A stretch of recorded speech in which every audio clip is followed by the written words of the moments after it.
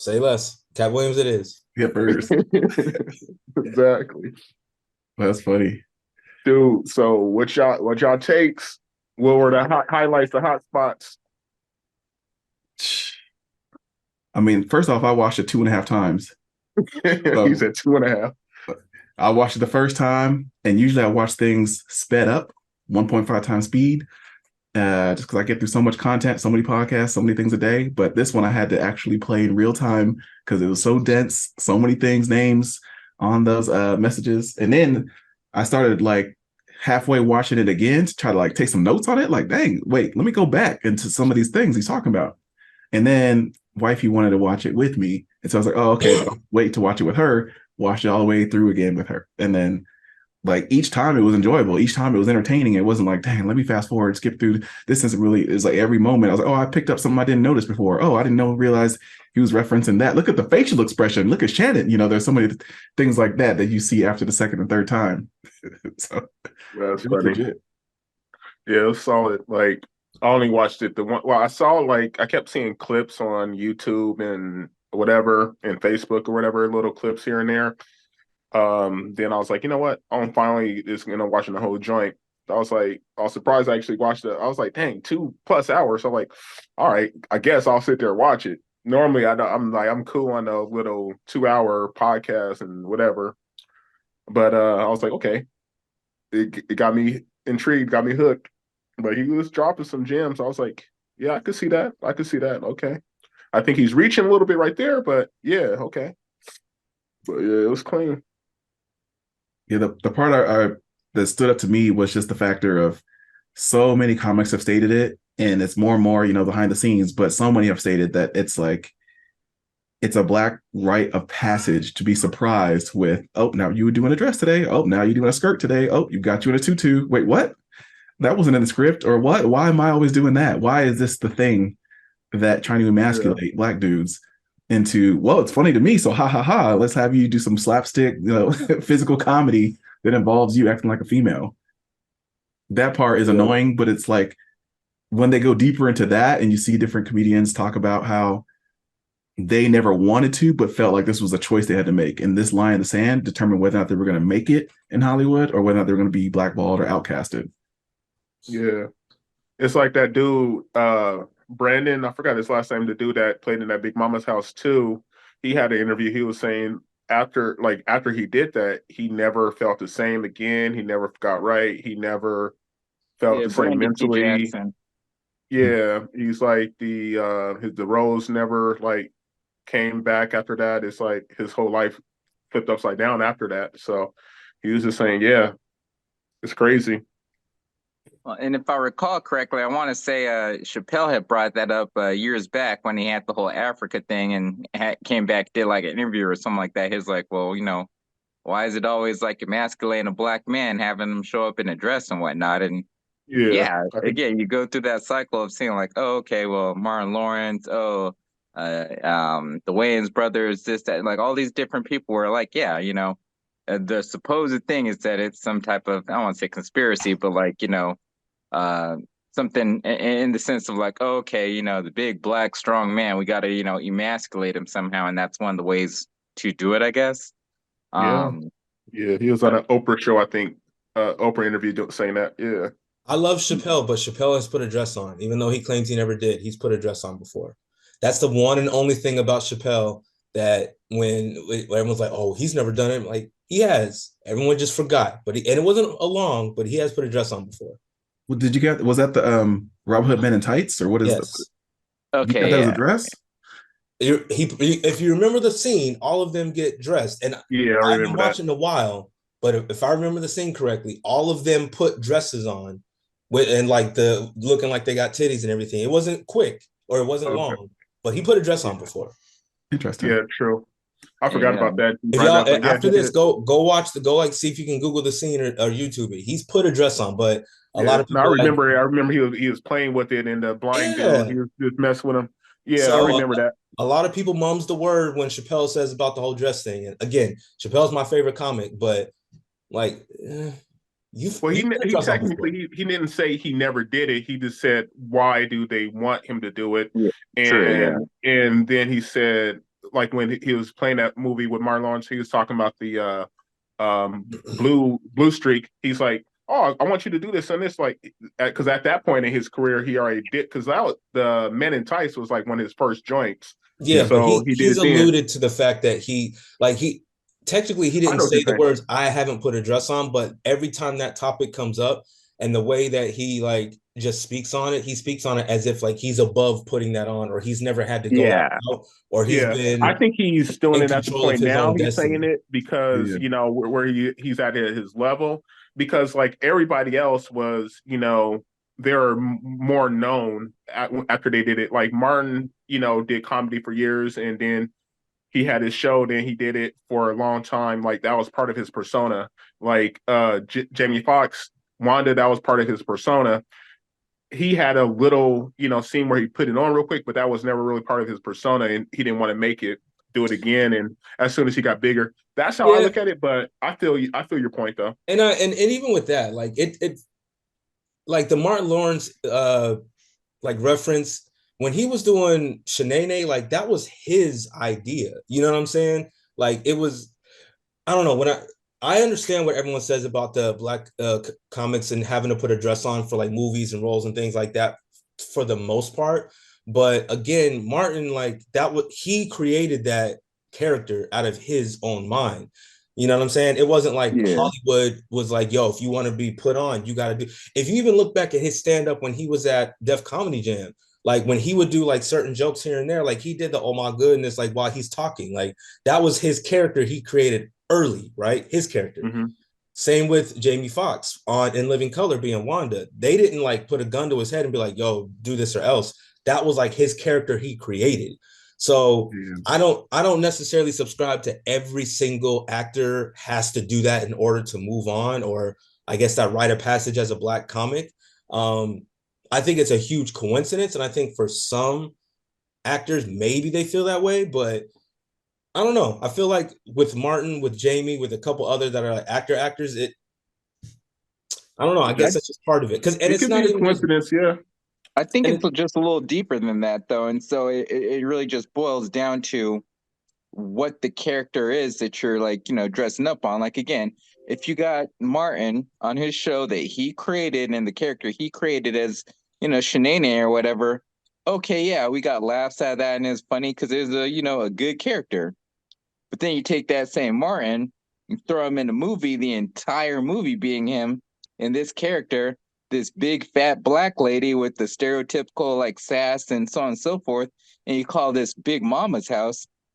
You know, it's comical and we're laughing at you as this character, and mind you, yes, Shanae stereotypical as well, but like again, it seems like there's more soul or more thought into it versus like, you know, some big wig, probably white people in the you know, writing office are saying, hey, you know what would be funny? Let's have this fat black lady, da da da da da. You could play it, you know, like something like that, or I guess Joanna Man, another one, right? Like it's something about it just looks distasteful. So I think depending on what the scenario is in which the person is dressing up as a female, you know, yeah, you could probably get away with it if it's a short little skit like Dave Chappelle did in Robin Hood Men in Tights, or if it's again a character that was on a TV show that pops in and out every once in a while, versus an actual movie dedicated to two dudes dressing up as some blonde white girls and like, you know, showing how, I mean, like,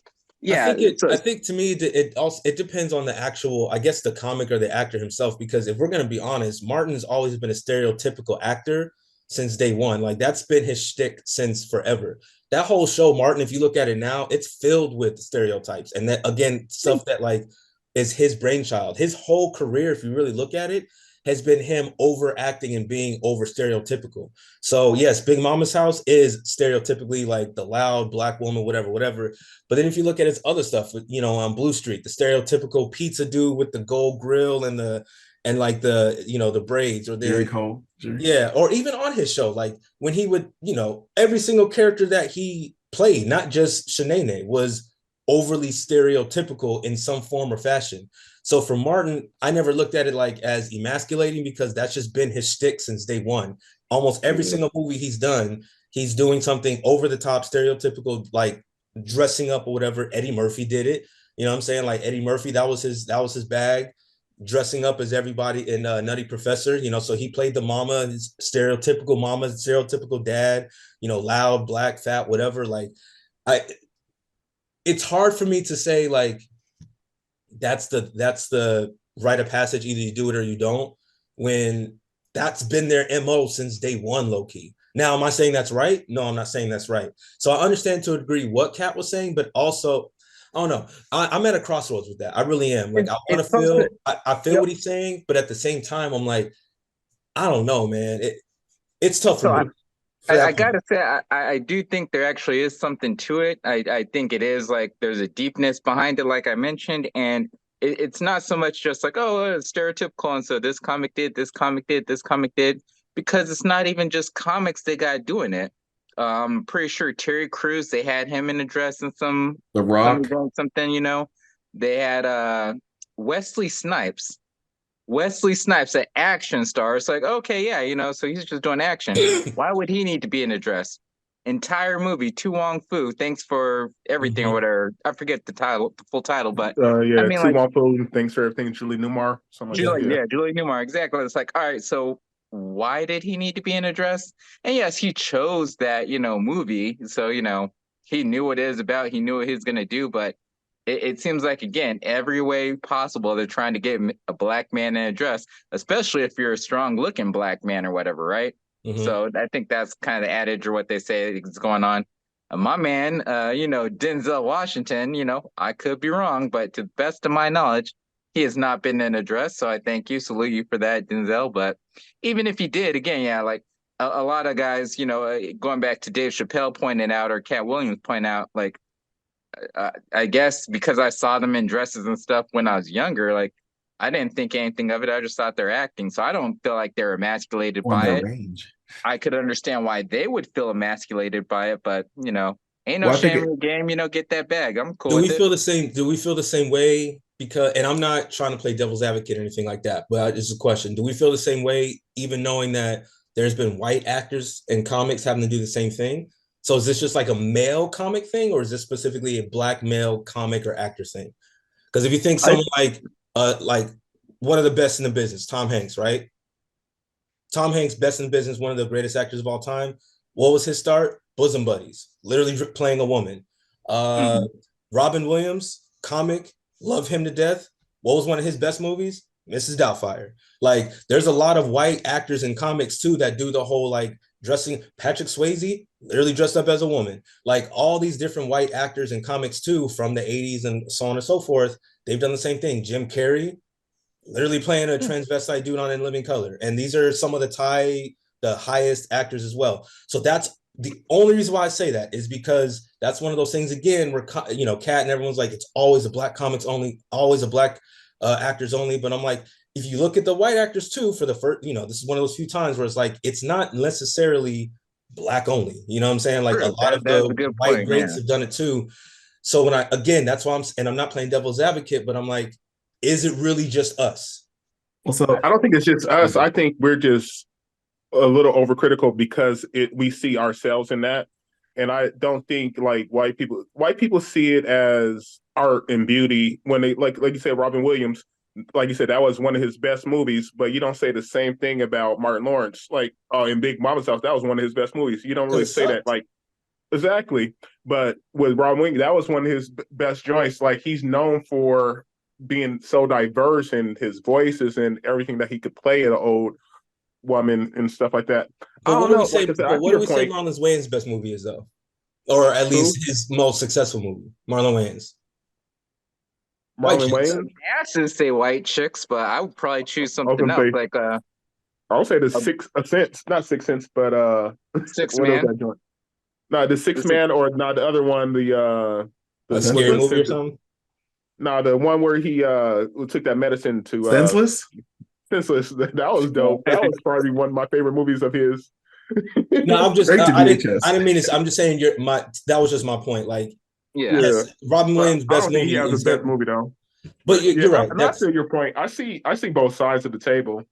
So, or both sides of the coin. It's just, like I said, I think it's just, you know, black people in general, we see ourselves in that, and we're over critical of our own in any way, in every aspect. So when we see the conspiracy theories, we see more into it, especially when it's talking about us and everything else. So, Yeah, but I like that observation. I think that the reason why there's pushback is because it's like for the longest that was considered like, oh, you got homosexual tendencies or what? What does this do? You know, why are you doing that? Like, is there something about we don't know that's on the down low? Like, and so there's this part of our culture that wants to reject that. That's like, nah, like I can't see you as that. Like, or if it's like that, then let it be known, you know? And there's a lot of pride and ego that goes into that, where a lot of comics will go like, no, I got to set the record straight. Like, I had to do this in order to get this role. Okay, well, you did, then I didn't take that shortcut. And Katt Williams was stressing that if you want to take these shortcuts, you can't be considered, you know, the greatest because anybody could have taken certain shortcuts. So I think that's where people have certain, you know, hate for others, or, you know, they want to, you know, kind of have some like, oh, I don't regret it, but you are up because you sacrificed part of your moral code. But the thing that you were thinking of talking about, I almost saw it as this happens to a lot of American, maybe comics, etc. It doesn't seem like as many as European, you know, influence that we have, that they ask the same thing of Idris Elba, or this the same as like a, you know, any of those that are, you know, playing Get Out or playing, like they haven't had to do the same dues. They come on and it's like, oh, I love your accent, and you're able to switch it and almost like sound American Southern or whatever. Or you're able to play in Selma, you're able to play in, you know, Harriet. And these are not even American actors. They're coming from overseas, and they didn't have to pay the dues. They didn't have to do all the tricks that we make them do and jump through. So that's kind of like the thing that's not fair in the whole situation. Yeah, if anything, I think it's funny that that's more of a spotlight thing, saying, you know, we have to put on a dress. I'm more offended that I feel like a lot of our actors have to be like play like gangsters or pimps and shit. Like that's what I would be more pissed about. Like, you know what I'm saying? I mean, Denzel didn't get an Oscar until he played a gangster. You know what I'm saying? Yeah. Like, Well, he did when he was a slave too, but still, yeah. oh no, well, Slave 2. I really hate that. I'm over slave movies. I can't. I still didn't even watch the Will Smith movie. I'm good on slave movies. But yeah, it's the thing. Like, I'd be more upset with that versus hearing like, oh, you know, Jonathan Majors, and I only use him because he's a newer black comic, even though he's whack. But like, oh, Jonathan Majors had to put a dress on for this next movie. He's like, oh, okay, like, okay, I'd be okay with it. Versus, oh, Jonathan Majors is playing a slave in 13 Years a Slave. It's like, or you know what I'm saying? I'd be more mad at that. So no, I feel you on that. Like, oh, I didn't mean to cut you off, but like, no, it's all good. Like, yeah, when were we gonna stop playing those roles? I was talking about this to somebody else not too long ago, as far as, and especially with the I forgot who said it. I think it was Morgan Freeman. They were talking about, or it could have been somebody else talking about, you know, those type of roles and the terrorist roles, when we will stop seeing them as terrorists, and when they stop playing them as, you know, as terrorist movies. Like when you see Arabic movies or anything, they're always playing like that type of role. They always, you know, typecasted to that type of role for the most part. You know, in say it's like back in the day, all we would play is the gigolos, the pimps, the prostitutes, this, and it's still the same thing, because now all we're doing is playing gangsters. All we do is this, that. All we do is play rappers, or all we do is do that. Like Atlanta, you know, it's a good movie or a good show, but that's about, you know, hood stuff, you know, gangsters, little drug, you know, great show. The Wire, great show, you know, all these good shows. Oz, you know, all these great actors, all these great shows, but they're still about the lower aspect, the negative side of black people and stuff. It kills me. Like Snowfall, you know, it's a great show, but at the same time, it's about drugs and gangsters and killing. It's like, when can we play, you know, something that's positive? When can we have a show like, you know, The Practice, or Law and Order, where we're not criminals or whatever? But yeah, no, I feel you. Ice-T. So I kind of have to be contrarian again in respect to that, because I'm looking at it, and as far as my relationship with the media and you know, TV shows, music, film, etc., is that a lot of that interprets reality. And it's just, the times that we live in and the times that we lived in the past where these things are coming from. One, in regards to, always playing like slaves and playing pimps and prostitutes and so on and so forth. A lot of that was back in the day when, we had to get our foot in the door, trying to get our foot in the door.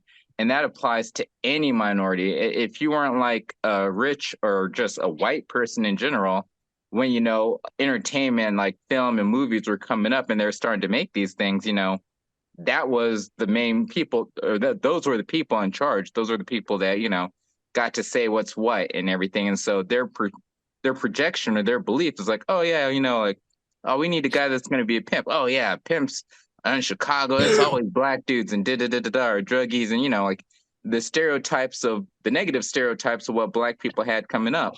And I'd say that's in general because it's not just black people. Think about like, early 90s TV shows and whatnot. When did you see a Mexican person? And if you did see a Mexican person, what were they doing? Exactly. That's my point. A gay person, like what was a gay person doing? Back in the 80s, like if you're a gay person, or playing a gay character, that is 9 times out of 10, somewhere within that movie, you're gonna have AIDS because they thought, oh, it's just gay people that have AIDS. You know what I mean? So it's like, that. Yeah, and, that's what I was like. Yep. Same thing with Asian people and handicapped people, whatever. It's always like, you got to get your foot in the door playing this stereotypical role because in society, as media is a reflection of society, oh yeah, society thinks most people are XYZ. So you have to play this character that's XYZ, as opposed to once you get your foot in the door and then get enough feet in the door, Native Americans, for example, then you're able to have a TV show that puts you in a brighter light, I think I have never seen the show, but Reservation Dogs, that's like, pretty much all Native American. They just had that movie Killers of the Flower Moon, Native American, and it's not just like, oh, we're Indians and, letting wear this feathered hat and, be stereotypical and try to kill cowboys or whatever. No, like, it just takes time, unfortunately, for you to develop enough of a fan base or enough support to where now you're going to be looked at in a bright light. Again, for every wire we have, we just came out with Blackish, right? And so yeah, Wire back then when the Wire dropped, most people probably stereotypically thought like, all right, yeah, if you're a black person in the inner city or whatever, you're probably a drug dealer. Like not everybody, but you know what I mean. Like you're probably a drug dealer. Then fast forward to like, the 2000s and whatnot, or 2010s, they come out with Blackish. So you got like this black dude that's like an advertising dude that has hella money living in California with kids. Like, not a lot of people see that, but it's more nowadays, at least it's more realistic for you to believe that, or for society to believe that, as opposed to just, oh, hey, let's make another TV show about a drug dealer and it happens to be black. So Snowfall versus Blackish, I think we get a little bit more now that time has progressed. Man, not time progressed back then too. Like shoot, when the Cosby Show was on, time progressing long enough to show that the beauty of black people, not just the negative aspect of it. But like you said, it happens with every culture. The Asians, the Mexicans, the Spanish, whatever. Everything is just at a certain point. It's like it just gets old. But that's what we want. That's what we like. That's what we gravitate to. We gravitate towards the negative, the stereotypical side of things, especially us and stuff like, hey, let's watch these black people argue and fight about this, like in reality TV, Jack. Yeah, that and what is that? The show that you like, Harold, I forgot the black chicks like in what is that joint called? I can't remember. But yeah. What's it about? Harlem? The one I can't even think. I didn't even watch it. Insecure, yeah. Okay, yeah. You said black chicks. but the thing is, black. I was like, black chick. I don't know. Like, Harold, what you watching on Pornhub, dude? He's like black chicks. I was like, Issa Rae. No, but that's exactly what I was going to bring up though. Is I think what makes it kind of egregious is people are like, okay, well, Issa Rae is now at a point where she can kind of write her own ticket, or she can at least come up with something creative and different. why would Issa Rae then go through the same tropes? You know, if you are Tyler Perry, you have your own studio, why would you still be a woman? If you are Ricky Smiley and you've ascended past, you know, just being a radio host and you want to do a movie, why would you then go back into what's comfortable? And it seems like they're not willing to put other people on in spots that don't have to go through the same stereotypes, the same, this is what white people think are funny scenarios. And so that's where it's like, okay, Martin, like you want to do something with me? Don't then make me have to do Big Mama's House too. Like you could have been down the line. We could have done a buddy cop movie if you wanted to. We could have had dogs. We could have done something else where it was actually funny. You know, open your mind up into one of the skits that you did on Martin and make that into a full movie. But why would this be your first choice? That's the part where if you're the Wayans brothers and you could write a scary movie, write a scary movie. Don't go back into the things that, you know, aren't that funny and are kind of emasculating to those that want to get into a movie. It's just like they know it's easy. It's there. It's like that's what the audience wants. That's what people want. Exactly. People love they freaking like Charlie Perry has his audience. Like it's not me, but he has these ghetto hood rat females that don't got a man that loves that negative, horrible aspect of it. So he's gonna keep playing these movies. Yeah. Everything he does is a stereotypical ghetto negative. Every single one of his movies has been in that category, and they eat it up. So he's like, that's why I don't watch him, because he's certain people are one trick ponies, and exactly. Tyler Perry's a one trick pony. I've only, no joke, maybe watched 2 Madea movies. Every time I think about turning on BET, it's a stupid Tyler Perry something. I don't watch his TV shows. I don't watch his movies when he's not. I don't do anything Tyler Perry because he's a one trick pony. Exactly. Why do you think they got freaking 11? Like, why do you think they got 11 Fast and the Furious? Because people keep watching. People go to it. People can't. If you can't think of anything original, like it's cool. Like they're saying that old saying, like, shoot, if what Malcolm X was saying, like if you give somebody freaking water, some dirty water, if that's all you give them, they're gonna drink it. Shoot. And and it goes back to like you're saying, Quincy, as far as that's what the people want. You know, like there's a lot of Black people that aren't fans of Tyler Perry, but then there's a lot that are. Or, you know, I don't know of any white people per se that watch Tyler Perry-ish, but I'm sure there are enough, because I mean, I'm sure there is. Dude has money, and I think that's the situation where it's like, okay, yeah, I could, you know, do something different, but why do I need to stress myself or, you know, have to work hard to think of something else when I can just come up with another bullshit Madea movie and people are gonna, you know, feed into it. But you just said something contradictory, though. Fast and Furious, the first like 3 or 4 Fast and the Furious are like, all right, yeah, it's cool, like race car movies. Well, you know, like what else? Oh, let's do another one, but this time let's have a race car in the water. No, let's have a race car in the moon. Let's have like, you know, it's all like just coming up with stupid stuff because they're like, at this point, you know, people are just gonna do it anyway because, oh yeah, I've seen like the last 6 Madeas, so I have to see the 7th Madea. Like, you know, isn't that contradictory? Might as well. Isn't that contradictory? Because you said that this is what they want, right? But if you only give them garbage, then they're gonna want garbage. Like if you're Issa Rae and you create an Insecure, then maybe people won't watch Power, whatever drug movie of the week is, whatever. If you come up with something like Abbott Elementary or Blackish, like you stated earlier, then people will go towards stuff that's more progressive, more positive, more enlightening, more educational. That's not going to be their first choice. Not the masses. You know that for obviously. I mean, you take for example, I'm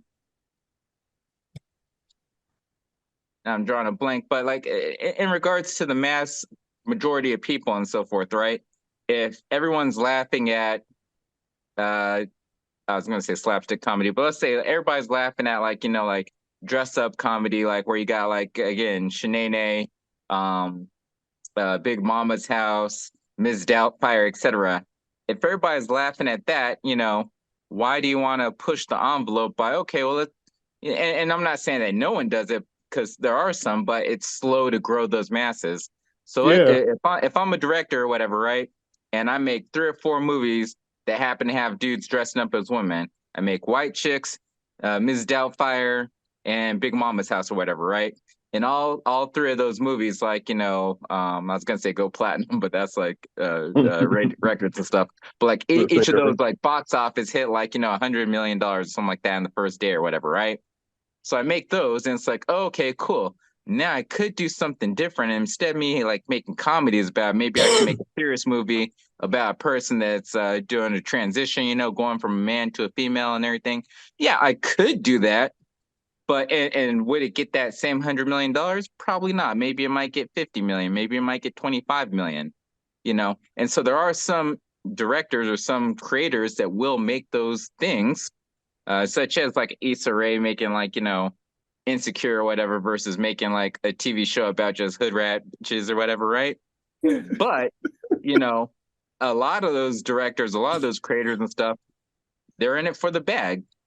Could Tyler Perry, with all this that he has in Atlanta, he could make a billion, like, you know, great, like, you know, get great actors, great directors, great writers to make some great quality Black stuff. And I'm sure he has put his foot into, you know, or put his money into backing some things that are like, you know, oh, Tyler Perry's involved with this. I didn't know that. You know, like some real good stuff that you probably enjoy. But for him, his like his breadwinning, like, you know, product is going to be Media's because people like the Media's. So it is kind of contradictory. It is kind of backwards, but I think overall the masses, they like what they like, which is just general bullshit that no one wants to admit they like, or a lot of people don't like to admit that they like. But that's what, you know, brings in the money. So that's what you're going to see a lot of. Not to say that you don't see spin-off other things that are, you know, actually progressive or productive. Yeah, it's that, and plus, like you're saying, like for every one Blackish, there's five powers, you know. So that's what it is. At the same certain point, it's like, yeah, there's a good show here and there, but for every one, there's like I said, you can name Blackish, but then you can say, hey, there's Power, there's Snowfall, there's what is that Empire or whatever. So there's all these other little ridiculous shows that show the negative aspect of it for every one, and then the one positive one is on a, like, you know, network TV type of show compared to like, hey, we're on HBO, we're on Stars, we're on Cinemax, we're on this, even though whatever Empire was on like Fox, I think, but that was a garbage show. But like I said, people loved it. I think overall, this Katt Williams pod or this episode was amazing. I enjoyed it thoroughly. I think I watched it back twice as well. No, it was dope. It was really, really dope. I like that it every now and then someone's got to like shake up, you know, not just the media, but shake up everything. You know what I mean? Just wake everybody up. And no, it was good. So Don, let me ask you directly. Don. So then he mentioned four names a lot, right? Steve Harvey, Ricky Smiley, Cedric the Entertainer, and Tyler Perry, right? Mm-hmm. He also mentioned Kevin Hart a few times. Hart being a plan, so yeah. So those five people, are you a fan of those five, or are you on the side of, I don't know why these people are so popular? I gotta be honest, man. He was spitting a little bit because first of all, I've said it before. I've never found Steve Harvey to be funny, ever. On Kings of Comedy, like, bro, even on Kings of Comedy, like, he was getting booed. Like, he got booed on Kings of Comedy, and this went, you know what I'm saying? Like, this wasn't just something that they cut out or edited out. He was getting booed because he's not that funny. I've never, me personally, just me, never found Steve Harvey to be funny. Entertaining, sure. I like the Steve Harvey show. It was cool. I watched it. He's never really been good in movies. There's not, like, I'm being like dead ass though. I don't consider him a good actor. I think the Steve Harvey show is the only thing I've kind of enjoyed of his. You know what I mean? Like, his little set on Kings of Comedy was cool, whatever. But so in that regard, I understand everything he was saying. Him like emulating everything Mark Curry did, fam, you can't unsee that now. I cannot unsee it. Everything, he's right. From the TV show, I loved hanging with Mr. Cooper as a kid. I'm sure you guys did too. Mark Curry was him. You know what I'm saying? Like, and I don't remember much of Mark Curry's stand-up as a kid. He wasn't like heavy in my household, but the show, absolutely. So like now that Katt made that distinction, I can't unsee it. Ricky Smiley, his My Name Lil Daryl, like that was the only stick of his I liked. Everything else of Ricky Smiley, I never found that funny. I'm just gonna be honest. I've never really found him to be super, super hilarious to me. Cedric the Entertainer is the only one that I do like. don't love, but I do like. But what he was saying about like his stand-up and his like specials, and he's not far off either. You know what I'm saying? Like, where to be?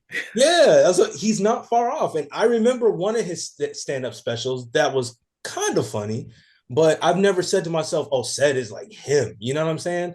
Even his set on Kings of Comedy was cool, but again, I can't unsee it that he completely jacked an entire, joke from Premise. Katt. Yeah. So yeah, the entire. So out of all those people, and I told you how I feel about Tyler Perry. You want to talk about a plant? He's a plant in another way. But Kevin Hart. I say all that to say, Katt Williams, like it's so hard because I can't unsee a lot of what he said now. Yeah, I figure that. I feel the same way about Ricky Smiley and Steve Harvey. I never really thought they were funny. Always like said for the most part, yeah, like I said, in love, but I definitely liked them. Like I remember we went, I think we went to the stand up. Harold, me and you, I think we went back in the day. But he was funny there. Like he's funny. I don't really like his show or whatever, the new show Neighbors or something like that. But I thought he was gonna stand up. I don't remember his like special, so it didn't like stick out. It doesn't stick out like no Chappelle or no Eddie or anything like that. But always appreciated what he did stand up. So I can't. I feel slightly bad for the likes of like not so much Steve Harvey, because Steve Harvey's good. He's got his like Family Feud check. He ain't going nowhere.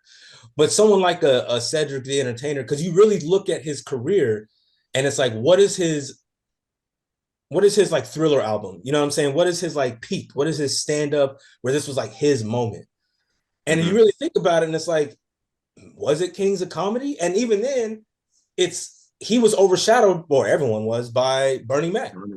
So it's like, probably, I mean, he's been on 3 different sitcoms, so it's probably like Neighbors or one of those shows that's on now that I don't watch, but that's because I don't watch anything that has commercials like that. But I mean, even on those shows, he's not the stand-up guy. Like, his longest tenured show was the Steve Harvey Show, and it's the Steve Harvey Show. You know what I mean? And he played the buddy sidekick. And the Neighbors show, I tried watching 2-3 episodes. It's not funny. Bro, he's like got some weird high top fade, and like I watched it and it's not enjoyable. You know what I'm saying? And like you think about his movies, like the Johnson Family Vacation, and all, his role in Barbershop is cool, it's funny, but yeah, when you think of I don't know, I feel bad for him specifically. I don't feel bad for Ricky Smiley because I never found him funny. The whole like him playing Santa, whatever, he wasn't funny as Santa and Friday After Next to me. I didn't care for that. Again, Tyler Perry, I don't care for. Steve Harvey is just, to me, I don't look at him as a comedian. I look at him as he's an entertainer. He had his own TV show, his own talk show. Anytime they need a host, he's the host because he can talk and he knows how to like talk to people, and cool, bless him. But Katt hit it on the head with me when he came to all those 4 names specifically. I think there's some universal cultural things that we align with, that, that some people just, that's why people love Chappelle. They love the Richard Pryors before that. They love Eddie Murphy. There's just so many things that they hit where like, wow, like I could see that. I know family members like that. And people say they see that in the Mr. Browns and the different Tyler Perry shows. They say like, oh, that's my family. Oh, like that's like being at home around a family table. And they say the same thing about Kevin Hart when he does his specials. And just to me, that's not my family. My family doesn't talk loud like that. It's not hilarious for me to, when my bakery house set up and just to repeat that joke over and over until you hope it's funny. It just, some stuff like that, to say it with the chest, whether it's Laugh at My Pain, whether it's I've watched them hoping like, maybe this is the one, like maybe I see what people see and I just don't see it. I'm short and I'm trying to do the big man complex. Like, that gets old, especially when he's around the TNT crew and he's trying to like jump in on their fame. And I remember watching Kevin Hart. I don't know about him being a plant and getting some shortcutted way into Hollywood, but when he used to hang around Patrice O'Neal and some of the crew back then, you could see who was truly just funny, just kicking it, and who was always trying to like do too much, it was extra. And it was like, just calm down and let the joke happen. Just be cool. And he just wasn't cool. Just no matter how, you could tell he was getting Lil Bro'd. by Patrice O'Neal. Just natural funny, gifted, had an old perspective and point of view that you just wanted to hang on every word. So like, I don't know, just something about Kevin Hart. I just never, and maybe it's just my like, oh, I wish Patrice O'Neal was here. Like you could really see real talent versus what we have now. And you get the kind of plan B version of it. But no, you can kind of tell like with that point, like when you can tell when there's a room full of comedians who's like when they walk into the room, who's owning that room. Like Chris Rock's one of my favorites. Like Chris Rock, when he walks into a room, whether it's a white comic room or a black comic room, like he kind of owns that room. Like there's like conversation. No one's gonna big bro Chris Rock. Maybe Dave Chappelle, but because Chappelle is different, you know what I'm saying? And we only say that because like nobody's gonna big bro Chappelle ever. You know what I'm saying? And even we've seen him in like maybe Eddie, but Eddie ain't being Eddie though. So side note, did y'all see that new? And I only watched it because it was a kid movie and I had with the kids. His Christmas movie he did, Candy Cane Lane or whatever. Yeah. Dog. It was all right. It wasn't terrible. I was expecting it wasn't as bad as I thought it was gonna be. But man, I miss Eddie. Where is he at? But he hopefully that new Beverly Hills is on point. We'll see. Hopefully. But anyway. Hopefully it got to be better than number 3.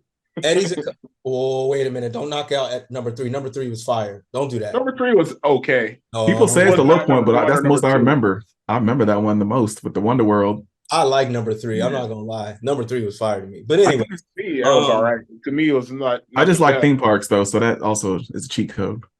Yeah. Oh, okay. That's why I could like recite anyway.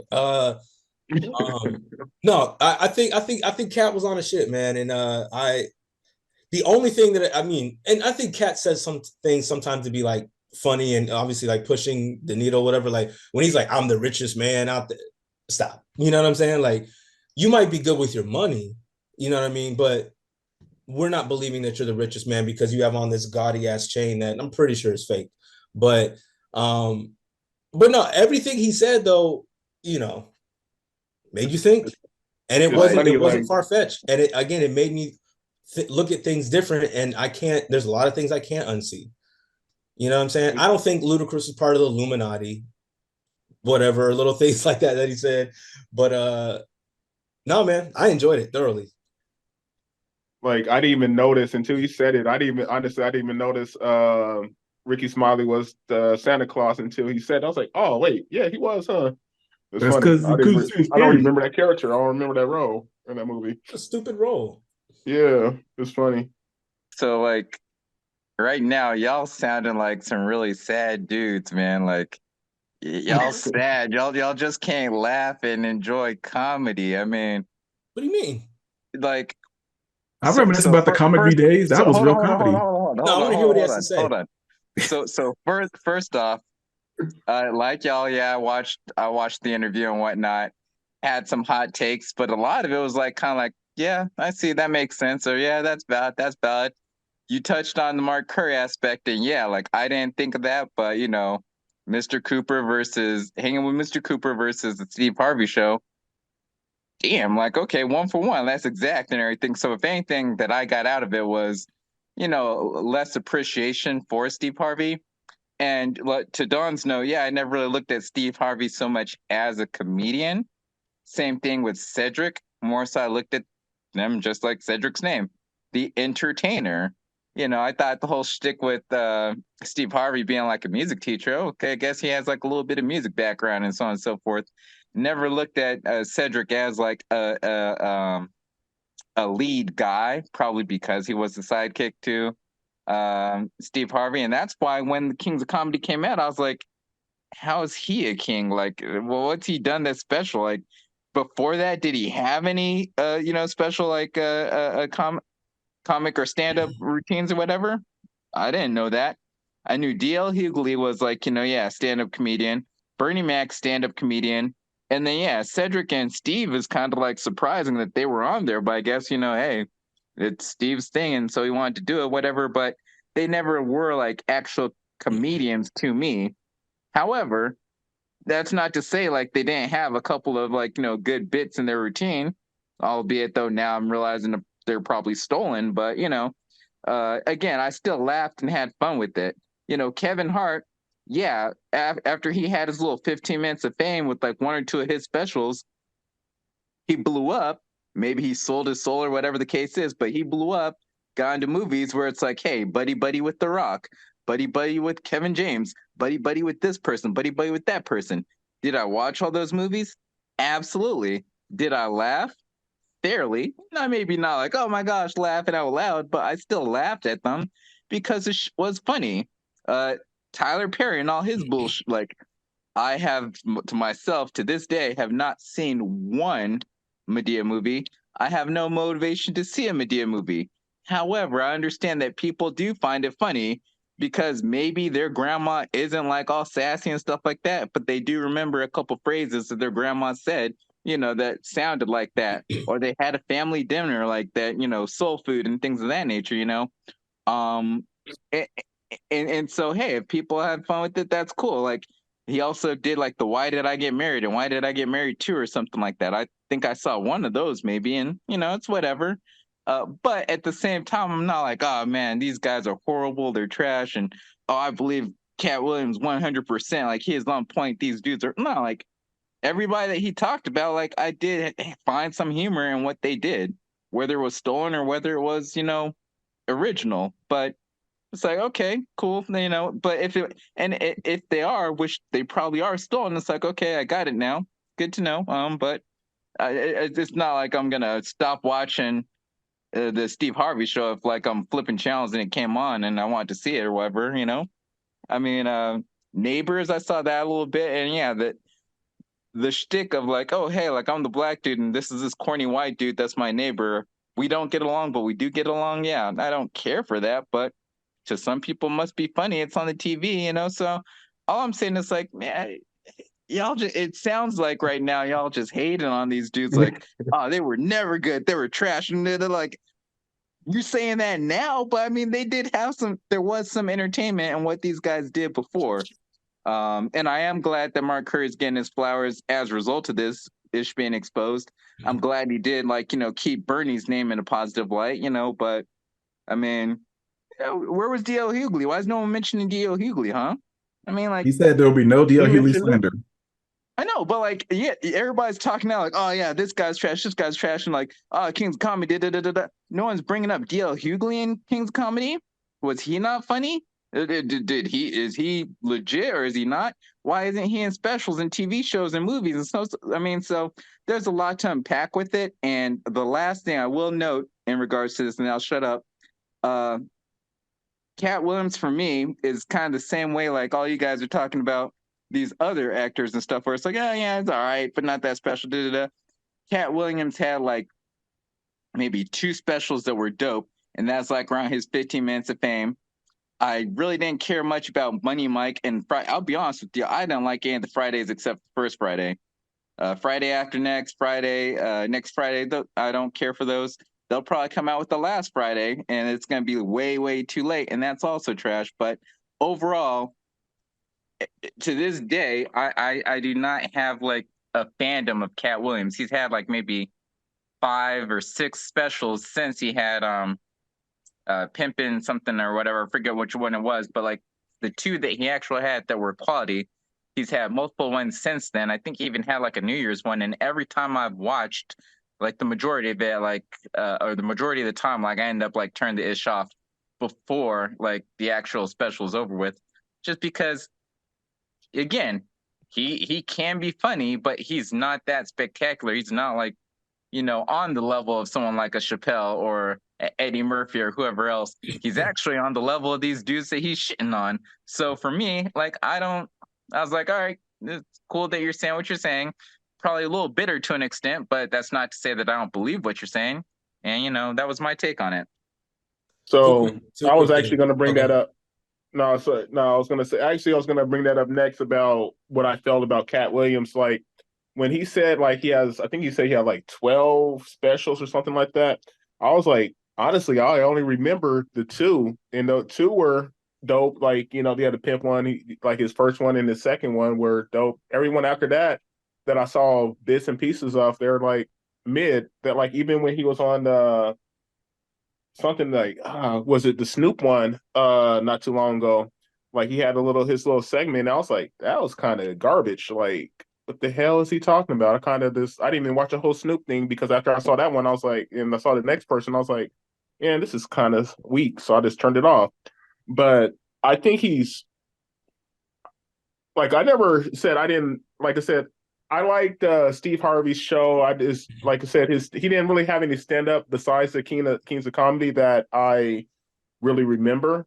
So I'm not like dissing any of them, but I never really liked Ricky Smiley. Like I didn't even like his Little Daryl or the lady that he was playing. I didn't really like that. I remember it, but I want to say I liked it. So I'm not like hating on any of them, but like I said, like you said, some people like uh Neighbors. Some people like this show. It's like to each their own. You like who you like. You don't like who you don't like. I'm not hating on them, but like I said, I'm not impressed with any of them except for like Cedric or because I was never really impressed with Kevin Hart either. Like some of the stuff he said, he have his bits and pieces where he's funny, but for the most part, would I consider him an icon? No. Would I consider him a legend? Like I'm glad he's doing this thing, glad he's doing his movies, glad he's putting new people on, but is he somebody that I gravitate to? Not really. I kind of want to watch this new movie Lift, but at the same time, I kind of don't because I feel like I've seen it already. Like, Oh yeah, you've seen it it's like already. a Just like his specials. Laugh at My Pain was good, and then he tried to recreate it like 3, 4, 5 times in every special. Same thing with this movie. I saw the movie the other day because it was on Netflix or whatever, and I'm like, all right, yeah, this is a heist movie just like all these other heist movies, but like it's on like a a cheap Italian ASS job. budget. It's like it's the same movie, but everything is the same movie. So I can't knock him for that because everything they're doing is just remakes, and the same thing anyway. So I can't fault him for that. That's all the industry is doing in general. So, but Don, what were your 2 points? Well, first, I never said I was the biggest Katt Williams fan. I actually don't find Katt Williams super funny. Wow. I mean, yeah, like It's not that to what Brian said, like, yeah, he's got a couple amazing specials, but I the only reason why I really liked this particular episode is because he was calling out what he called out, cool, but like he was bringing truth to it, and he was very like transparent. That's what I enjoyed about it. I don't sit there and like go, oh man, Katt Williams is one of the greatest. He's cool. I like Katt Williams, but I mean, he's right. A lot of the most recent things he's come out with, I haven't found funny. The last 4 or 5 Netflix specials he came out with, I don't find that funny. And again, if I were to use an example like I did with, Ced and Steve, aside from Money Mike, name something in a movie he did that was like groundbreaking or like hilarious. The only thing I really enjoyed of his, and he was playing a pimp, was a pimp named Slickback on the Boondocks. Boondocks. You know what I'm saying? Yeah. And he was playing a pimp, whatever, but it was funny because that's to me probably my best role of his. You know what I'm saying? So in regards to that, I don't find him like hilariously funny either, aside from his 2 or 3 specials. Now in regards to me like sounding like I'm sad or hating, well before Katt Williams said this, and I said that and I'll stand on it, I've never found Steve Harvey to be funny. I genuinely don't. So But at the same time, you were saying like, oh yeah, I'll watch a show. Like, no, the why Steve waste Harvey your show was time? entertaining. I said that. The Steve Harvey show was entertaining. It was an entertaining show when we were younger. Okay, so yeah, he's an entertainer. Ahead and Not a comedian. But I never said he wasn't. I said Steve Harvey is for what it is. He's a host. He's an entertaining host on Family Feud. I'll watch it. Okay. And his Steve Harvey show, I'll watch it. So I never said that I won't watch it. I said he's not a funny person. I stand by that. Cedric the Entertainer is not a funny person. I'll watch him in the Steve Harvey show. I watched him, on whatever else he does, the Johnson Family Vacation. I saw the whatever. I said he was entertaining in Barbershop, so I don't sound sad. He's not funny to me. I stand on that. Okay. So just real quick side note. Kings of Comedy, the original Kings of Comedy, 4 dudes. One was Steve Harvey, one was Cedric the Entertainer. During their bits, at any point did you laugh at any of their jokes? At Steve, no. At Cedric, yes. So you legit you watched the show and you're like looking at him like, bro, because look, I can recite almost everything. His first bit was about the old church lady that cursed. Okay, haha. You know what I'm saying? What His about One and a when the dog. dude's getting fired? When he's getting fired, he's like, getting fired. What for? You know, and in the office or whatever, and like the dude is trying to fire him on Well, Friday or because whatever, the right? joke is he's doing it in a country bumpkin accident, which is what Katt Williams pointed out. Okay, so if you're trying to say did I get a smile out of me? Yes, I didn't sit there like this, but I watched it, and yes, it was entertaining. That's been my whole MO since day one with Steve. He's entertaining. What was the next bit he did when he came out after that? Talking about old school music. No, that's not funny to me. That's he's not funny. He was entertaining. That's When what he Steve had when he Harvey took the does. dude's jacket, when he took the dude's jacket in the stands or whatever, that wasn't funny. You didn't laugh. Oh, I chuckled. Okay, Okay, but here's that's all I want. That's all I want to get at. Is that no. See, now I'm you're not kind of saying doing he's a great semantics. comedian, You're but there was some things that they did that was funny. That's okay. all. If semantics, okay, I didn't say the guy has never made me laugh in my life. I'm saying he is not a funny comedian, and I stand on that. Okay, He's I entertaining. can accept that. I can Entertaining accept that. people, look, entertaining people can make you laugh. Okay, yes, I never said Steve Harvey's never made me laugh. He is not funny. I'm not a big fan of Kevin Hart. Kevin Hart's made me laugh. I'm not a big fan of Cedric the Entertainer. Ced has made me laugh. I said it about Ricky Smiley. I'm not a big fan of him. The Little Daryl shit made me laugh the first time I heard it. I was like, he's cross-eyed, he's got these big glasses, and he's going, my name Little Daryl. I laughed. Do I find him funny? No. Entertaining people can make you laugh a time or two, but he could still be trash. Trash people have made you laugh before. Great Ash. There's like nobody funny in your life now. It's No, see, don't do okay. that. So I love comedians. I do. And I love to have a good time. My biggest point Top 5. is, huh? Top 5. Wow. Top 5 comedians of all time or now? Nah, just all time. Your top 5 list. Chappelle, Eddie Murphy, Chris Rock, Bernie Mac, and the last one is tough because it's either going to be Patrice O'Neill, or George Carlin, or About time I was like, dang, ain't no white people funny? Shit. Okay. no, there are, but I'm just going on my on my grades. What you're gonna run it back to? It's either Patrice or George Carlin for the 5th. You don't think Robin Williams is funny? Who? Robin Williams? Not as a stand-up comedian. I think he's an amazing actor, but not as a stand-up comedian. Same with like, Jerry Seinfeld is kind of funny, whatever. He has a sting or whatever. I wasn't a Dane Cook guy. You know what I mean? I wasn't a Louis C.K. guy. I love Bill Burr. I'll put Bill Burr in like 6 or 7.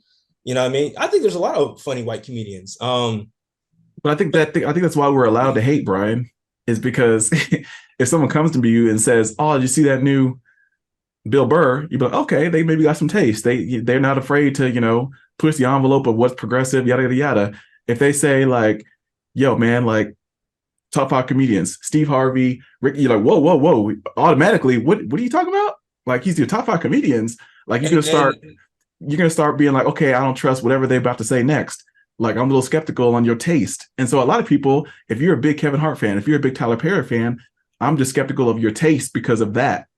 It's not that I'm hating, it's just that yeah, that's the thing. When I the comedians that I grew up with, that you grew up with, we all grew up with. If there's nothing that Ced or Steve or Ricky has ever remotely said that is not nearly as funny as Rock, Chappelle, Pryor, Burr, Wayans, any of them, and you can even go back to, because you had asked, have they had stand-up specials prior to them doing Kings of Comedy? Bro, everyone at some point touched the Def Comedy Jam stage, and their shit is not memorable.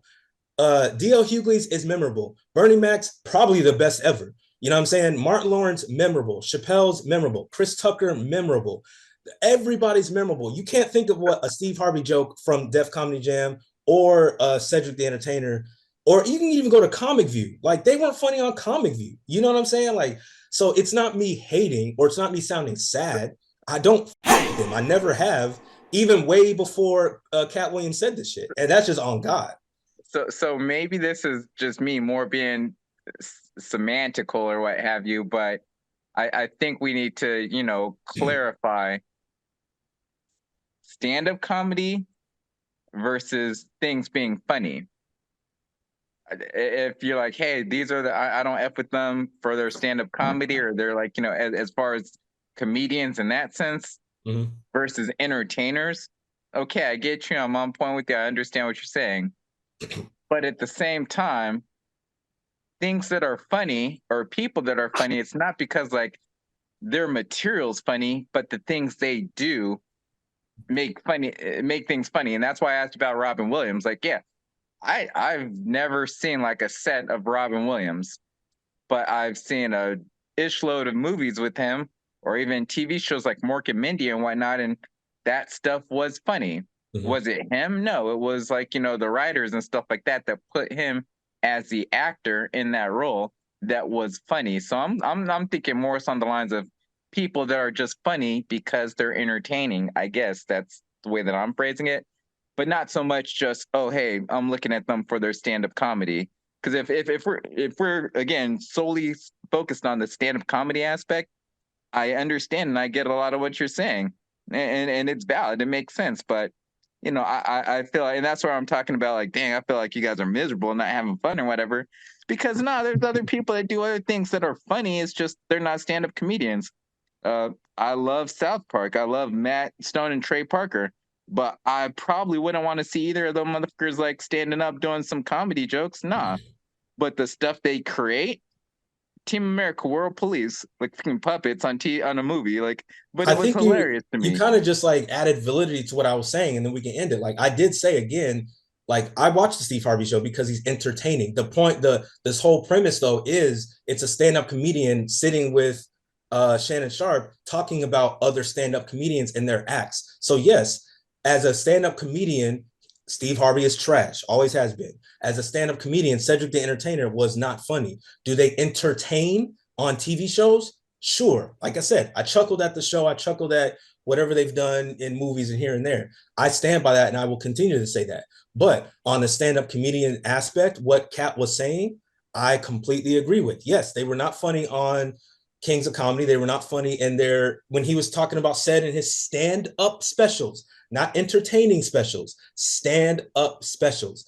He was right, 100%. And that's not us being hating or sad or anything like that. He was just calling it what as he saw it, and I completely agree. As a stand-up There's comedian, nothing special about it, though. Like who looked at them as far as like, again, the name was Kings of Comedy, but who really thought like, oh dang, Ced's a king of comedy. Oh yeah, it's more so like, hey, we're naming ourselves this, but really they weren't. when they came out, it was a conversation. We were a little younger, but bro, even now, did you guys watch that documentary on Netflix with Kevin Hart and Chris Rock when I haven't watched it it yet. just recently came out? It was really nothing Yeah. big. It was just like the behind the scenes of their head-to-head tour or whatever. But Headliners or whatever. yeah, headliners, yeah. But they talk about Kings of Comedy, and Kevin Hart says, "Bro, that movie like changed the dynamic of everything." Blah blah blah blah. And it's funny because like that's the conversation even back then, leading up to now, because they're like, we never had anything like that where it hit movie theaters, and it was this worldwide tour even before Chris Rock. Even though Chris Rock was doing worldwide tours, and Chris Rock then was the king of comedy, but so yeah, to your point though, yes, people were talking about it as if it did something different, and that these are the kings, and this is it. This was the pinnacle. Because if you think about it, after that, we started to see a lot more of these, groups of comedians getting together on roads, on tours. They tried to do a Queens of Comedy, and then there was like Shaq's like it was because of Kings of Comedy that did change the dynamic of how we saw comedy specials. But unfortunately for me, out of the four, one was amazing, one was funny, and the other two were just eh. I Yeah. laughed at all four, but the one that I enjoyed the most probably was Bernie Mac. And after watching it, it wasn't like I was going out to see more of their TV shows. I was happy that, Bernie Mac got a TV show. But, yeah, it wasn't like, oh my gosh, now I'm looking to see more comedy from this person or that person, that person. Not because, again, they were never kings. I think DL Hughley is overrated.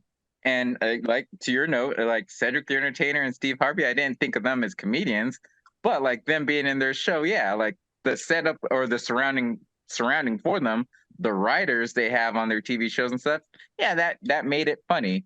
Bernie Mac was cool, but in reality, yeah, like Chappelle obviously wasn't where he's at that point, but again, going back to your Eddie Murphys, funny. Going back to your Chris Rock, yeah, Chris Rock at that time definitely was the king. So it's like, how you gonna have a movie called Kings of Comedy and not have like some of those characters there? You know what I mean? I agree. No, I agree with Well, that. if you break Neither down here nor why there. each of them were considered the kings, right? You have the Steve Harvey's a moderator. He's basically the host, but he has to warm up the crowd, right? Then you have Cedric the Entertainer, who's more of like the physical comedian. He does some observational stuff. It's a little bit easier. I've seen him live. He's actually kind of fun. But when you poke at, okay, he can't sing, can't dance, and he doesn't write his own jokes, then it's like, well, what are you doing here? Like anybody could parrot that stuff.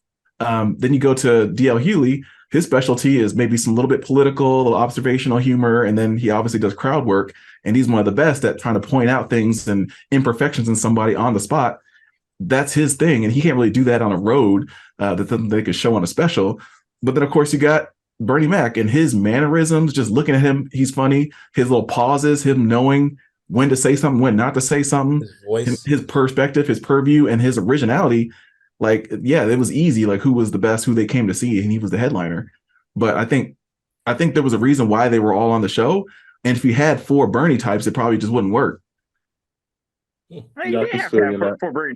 Again, you could have Bernie Mac, you could have Eddie Murphy, you could have Chris Rock. All 3 different personalities. You know. yeah. And then again, it's before his time per se. But you know, if you did have a guy like a Chappelle or whatever. Another. You could have a Jamie Foxx. You could have a Martin. You could have had a whole bunch of people. Yeah.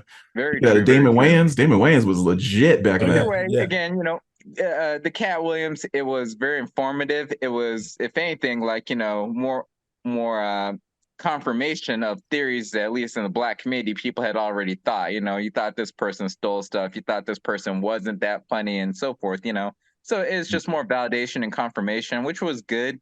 I did, and I mentioned to Harold earlier, but like, I feel like, you know, there was a stretch in different areas, you know, because of course he has to gas himself up somehow, like, you know, essentially talking about how smart he was and like, oh, I was reading like, you know, regular people books at age 3, like, get the fuck out of here. No, you weren't, but whatever, you know what I mean? Like, so that kind of turned me off to some of it, because it's like, all right, yeah, go ahead and speak your truth, but, you know, speak the truth, not just your truth. And, you know, there's a little bit of like highlighting how great he is and how much money he has or how much money. So he turned away $50 million like Dave Chappelle. I mean, like, okay, you know, whatever. 4 times. You don't want to mess with P Diddy and his parties or some shit. I mean, like, so again, it was entertaining, and he said a lot of stuff that a lot, I'd say, you know, 95% of it probably is accurate. You know, so it was cool. Kudos to you, think anybody else could did that, or no? Like, as far as like, would it be talked about, or would it be highlighted if anybody else said the same exact thing as he did? I think there's a lot of people that think that. Like, Godfrey came out right afterwards, right? And he's like, I'm gonna do the Steve Harvey response in his voice. Like, there's people that could do it. I just don't know if they'd be medium sized enough where they've had a level of fame and stardom that it would actually land. You know, Corey Holcomb feels the exact same way, but he's not going to land because people already have their opinion one side or another if they agree with him. So it depends. I think Katt Williams was like kind of the perfect, you know, he's recognizable. He's kind of a people's champ. And you're like, oh yeah, whatever happened to him? He's doing like a tell-all. He doesn't really do interviews. He doesn't really have his own podcast. He's not giving away his content and his material for free. You have to pay to see him in some form or fashion. And this was like one of those weird one-time exclusives. So I think one of the things he did say is he's not going around because he's trying to sell something, right? It's not like, oh, I have a new book coming out. Oh, there's a new movie I need to promote. And this is why I'm on Sway in the morning. Like, he's actually just like, I want to do a sit down with Shay. And Shannon on Club Shay Shay had all these fraudulent comedians before me spitting nonsense, all this cap. And I just want to set the record straight and let it know how it really was. And the exposure was real and it's necessary. He did, or just shortly thereafter, he has this, you know, talk about going on tour with that Heart lady or whatever, though. So, I mean, kind of, you know, like, and not saying he promoted it, but, you know, like, you get the room buzzing and stuff like that so that people, you know, start to have interest in you. And then all of a sudden, hey, here's this thing you can come and watch and, you know, pay money for, you know, so a little bit of self-advertising to an extent, but, you know. Everything's a rollout. Everything is a rollout. True. But yeah, I don't think there could have been anybody else. I honestly don't think it would have been as authentic if somebody else would have sat and said the same stuff or did something similar. I genuinely don't. Whether they were larger than life or they were lower than life, I think he was the perfect person to do this. Yeah. So I gotta ask you guys, what's your favorite album of 2023? Because obviously it's came and went. Obviously, you probably reviewed your favorites back, maybe still on your playlist. Maybe you've already rolled off into something else. But give it to me. You gotta tell me what your tops was. So I'll make mine quick because this was difficult to an extent to me because I don't be listening to a whole lot of music, especially all music coming out from this year. So I had to look back to see what albums were released and so forth. Went online, did a little research to see like what do people think were top albums of the year and so on and so forth. So originally I had first thought, oh, okay, well, Call Me If You Get Lost, the Estate version or whatever. The Estate Cell. In that one, I couldn't think of any others, or I didn't see others that jumped out to me. That one I listened to a lot. I like the tracks and so forth. But then at the same time, like, well, it's kind of the same thing as what was 2022, because that's when Call Me If You Get Lost originally came out. So I had to kind of like omit that one. And as I was looking through like more recent things, like, all right, well, what dropped? I stumbled on this dude, Nick Grant. Nick Grant in this album called Sunday Dinner. And like that, I was able to listen to from beginning to end. And I only got into it like the last couple of weeks or whatever. And I just haven't stopped listening to it.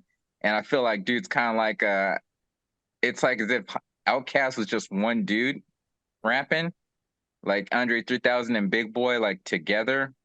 Or like, Andre mixed with like a Sci-Hi the Prince, maybe like a little bit of Big Crit, but I don't listen to enough Big Crit to really confirm. But it just something about the vibe and like the way the music, the background, the beats and whatnot he's chosen for this project, I just thought was hella dope. So I would say again, Nick Grant, Sunday Dinner. If you haven't downloaded or haven't listened to it, like try to listen to it because I thought it was dope. That's my album of the year. Wow. I'm surprised you didn't include on that Static Selecta and Coda the Friend.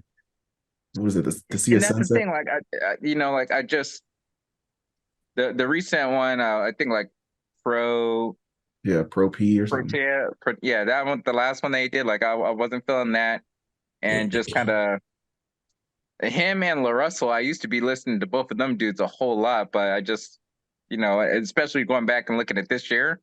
There's no project they had where I was like, oh my gosh, like I gotta, keep this in the rotation. So they got saved on like my hard drive, but I didn't go back to them like I'd go back to some other things. And again, I just chose the Nick Grant because that's the one that maybe recency bias has been like the most bumped music I've been listening to. Dope. Well, you, Harold. I'll go last. I want to hear yours. Of course. I don't know. I haven't really been R&B, right? Out too much. I don't remember. It's hard for me because I don't even remember too much because I'd be listening to old school stuff 9 times out of 10. It'll probably, like off the top of my head, it'll probably be that Nas track, that Nas joint. Magic 2 or 3 or what? Only 3 is the only answer. Magic 3 was better. Yeah. Did the 3 or did the other one come out 2 this year too? The way better than at the end of last year. Yeah, the 2 wasn't that good at all. Yeah, it's probably 3 with the one with the red cover. That's KD3. That was last year or 2022. Yeah, that's what I thought. I think that was the end of 22. Yeah. That's what I thought. But yeah, that's so I can think off the top of my head. I gotta look back. I forgot to look back. I was gonna look back the other day when I sent that text message. I was like, oh yeah, what do I think? Because I know we're gonna talk about it, but I just spaced out with the car situation, with the job situation. I just spaced it all out. So you don't listen to R&B this year? I told y'all Junk Jarvis hit my car, right? Last night. Yeah, they finally gonna take it in on next Tuesday to get repaired and stuff. Insurance is taking forever to take care of stuff. And then all these body shops are taking forever. Like the first one I went to, they said they're not even going to have any availability to like June, July for them to look at it. Or I was like, dude, that's ridiculous. Then I finally came across another one, and they told me next week or week after. I was like, finally. Nice progress. Ugh. Let me hear yours, Harold. I'm curious. Um, it was crazy because there's so much that came out that you guys say nothing came out. I felt like a whole bunch came out. And it shifted for a while, and then it just stayed Killer Mike's album. Like the Michael was the project that I thought was the highest quality, best rapping, best balance of features and just him by himself. But I think you also use some cheat codes. Like if you're gonna have a feature and you have Andre 3000, you have CeeLo Green, you have Jagged Edge. Like that's like, how do you compete with that? You have the church choir, which makes it sound like heavenly and all these other types of stuff. That's cheat. Like the cheat code is having a choir, a church choir, or having kids. Like, how are you gonna say, oh, that sounds garbage? Like it doesn't sound right. There's something about that, whatever. I think that that just works. And I just feel like it sounded like he took 7 years to make this album. He probably didn't, but it sounded like he put time, effort, and energy into making something that was like a full body of work. And I didn't really like him as much when he did his duo projects. Run the Jewels is way better for me. Like having LP is like, just doing his part, like something about it. So all Killer Mike alone on the album with, yes, he had his features and stuff like that. And a lot of people did love it. It just wasn't for me, but hey. Yeah, I just never. I've always tried to like Run the Jewels because people said it's dope, but it's too like almost rock rapish or type of grungy to me. I don't know. Just to me, the production I like a lot better and cleaner on this than that. So that's been my number one. Larry June was at the top for a while. His album he had with Alchemist is still legit. I love the visuals from that. His videos and stuff like that you see online. So that one just sounds clean, and you could just vibe out to that one. What was the name of that one? The Great Escape. Album is amazing. So that one is legit. Obviously, I don't know if you heard the L. Michaels affair with Black Thought, but that album is really dope. It's like a Glorious Game, I think. That one's really good, and he has a nice little live production version of that where you can actually see it, like him in the band. That's not the Roots. So I was really a fan of that. And then the sneak one that came out that almost won the top 3 was Boz. I don't know if you've heard Boz or Baz from Dreamville. Yeah. That album is legit. But there was a lot of R&B that came out too. I don't put that in, in my tops or anything like that. But my favorite song was probably not from the Killer Mike album. It was from Janelle Monáe. That Float track. I don't know if you've heard it, but you guys should look it up. Mm-hmm. There's a music video for it too. It's basically, I don't dance, I just float. Mm-hmm. Float. Like it's something about it. It just puts you in a good mood, has the horns and trumpets and the production and different layers of, it's really good. So that's kind of my recap, but yeah. I thought you were going to say that 3000 track, the Andre, that Flute album. Nope. Shoot. Nope. I actually didn't listen to the whole thing. It's not bad. It's now, can you like put in the car and ride to it? No. But if you're like, when I'm like at work sometimes I'm chilling, or like if just at night when I put it on, it's not terrible. But I don't know, man. It's tough. I can't pinpoint one album, especially me, because I'll say this, 2023, I listened to more R&B than anything. I think I was literally like 80% R&B, 20% hip hop, because I do feel like a lot of rap and hip hop came out and a lot of it wasn't that good, or it was like just mid at best. The ones that I really liked were the one-offs.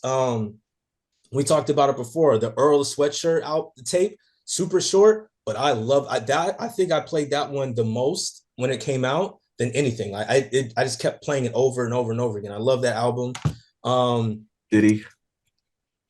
That's in my top. I got to be honest, that Diddy Love Project is a classic to me. Wowzer.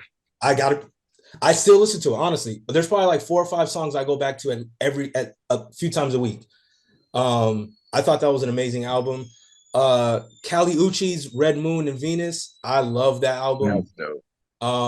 That was a vibe from beginning to end. I like that she mixes it up with like the English and Spanish. She's sexy. Hey, She yeah. Shout out to the homie Don Tolliver. Like I'm mad and jealous of that motherfucker. he Got shot a old girl shot. knocked up. He did what he had to Congrats to do. them. But man, like I'm so jealous of that dude right now. He did what he But had to do. He did. I know I'm jealous too. Trust me. I'm hating, but he did what he had to do. He's not a good looking dude. I don't know how he pulled it off. So Auto props, tune. props to him. Funny you said that because I have Don Tolliver's album in like my top 5. I love his Really? album. The Lovesick, yeah. It was a great album to me. If I have to like gun to head pick my favorite album of the year, I was on par with you for a while. The Killer Mike album was like my favorite, and I still think it might be. But there's do you know who IDK is? Yeah. IDK. His album, yeah, F65 he dropped. I don't know what it is about the album. I can't even tell people like, oh, go listen to it. This is one of the greatest. I could not stop listening to it. I don't know why. From beginning to end, like he raps, he sings. I like, it's just a super dope album to vibe to. And I feel like that one to me, I played the most out of any album. Even the Killer Mike, because I actually kind of agree with what Brian was saying. I like Killer Mike a lot. I do like Run the Jewels though. I like when he does Run the Jewels 4 is probably my favorite out of all 4 of them. The production on that was crazy. I don't know if you listen to Run the Jewels 4 like thoroughly, Harold, but like it's got great production. I think I like the production on Run the Jewels 4 more than this Killer Mike project, but the Killer Mike project was phenomenal, hands down. But if I had to choose, like, I guess my best top album I listened to the most, it would be, I want to say IDK, but I also listen to Don Toliver a lot too. But I don't know. I'd probably go like IDK or Killer Mike if I had to choose. All right. You know what's crazy is, again, there's people that come out with an album every single year, and the usual suspects, Tech Nine, right? E40. E40 actually hasn't come out an album in 3-4 years, but those two in their 50s, like 52, 56 years old, like are still pulling out quality music. And I was surprised. Like I am surprised how much I like that Rule of Thumb album by E40. 5-6 songs out of the 20 that I could just play on repeat in any playlist because he sounds still so articulate, still hungry, still ready, still has a unique sound, a unique view. Like nothing else sounds like E40. He's still making up words, but it's not just gibberish. It's like things that you could be like, oh, okay, yeah, he called him a squabble. Like, oh yeah, like just something about him like just gives me joy from just back in the day of like, wow, listen to him in the 90s, the 2000s, 2010s, now the 2020s, and he's still putting out music that's good. That doesn't sound like, why are you still talking? And Tech Nine still too, like, a lot of 50 plus year old dudes can't put words together that quickly. They almost are talking like they're in slow motion. And he's able to, again, put out stuff that he's having contemporary, some featurings with, Conway the Machine and having, Lloyd Banks on and having Russ and these other rappers. And it's like, it's still Tech Nine though. He still is him. And you're a feature on his project. It's funny you mentioned Lloyd Banks because supposedly Lloyd Banks came out with something recently, and someone again trying to do my research to what's good. Like people were saying that's good, so I actually need to check out some Lloyd Banks because back in the day, that G Unit time, like I thought he was the dopest. So there you go. Lloyd Banks is that album was very, very solid. It's very solid. Halloween Havoc one the Course of the Inevitable 3 wasn't as good. Yeah. I love these guys. I gotta be honest, but I'm having a hard time willingly going to listen to a Tech Nine album today. I know he still puts out like anytime I see like, he dropped a new single, I'll go listen to the single and I'm like, okay, Tech is Tech. But I'm having a hard time being able to sit and listen to a full Tech project today. I just can't. I don't know if my soul is different or if like my taste for music is different. Or even E40. I love E40.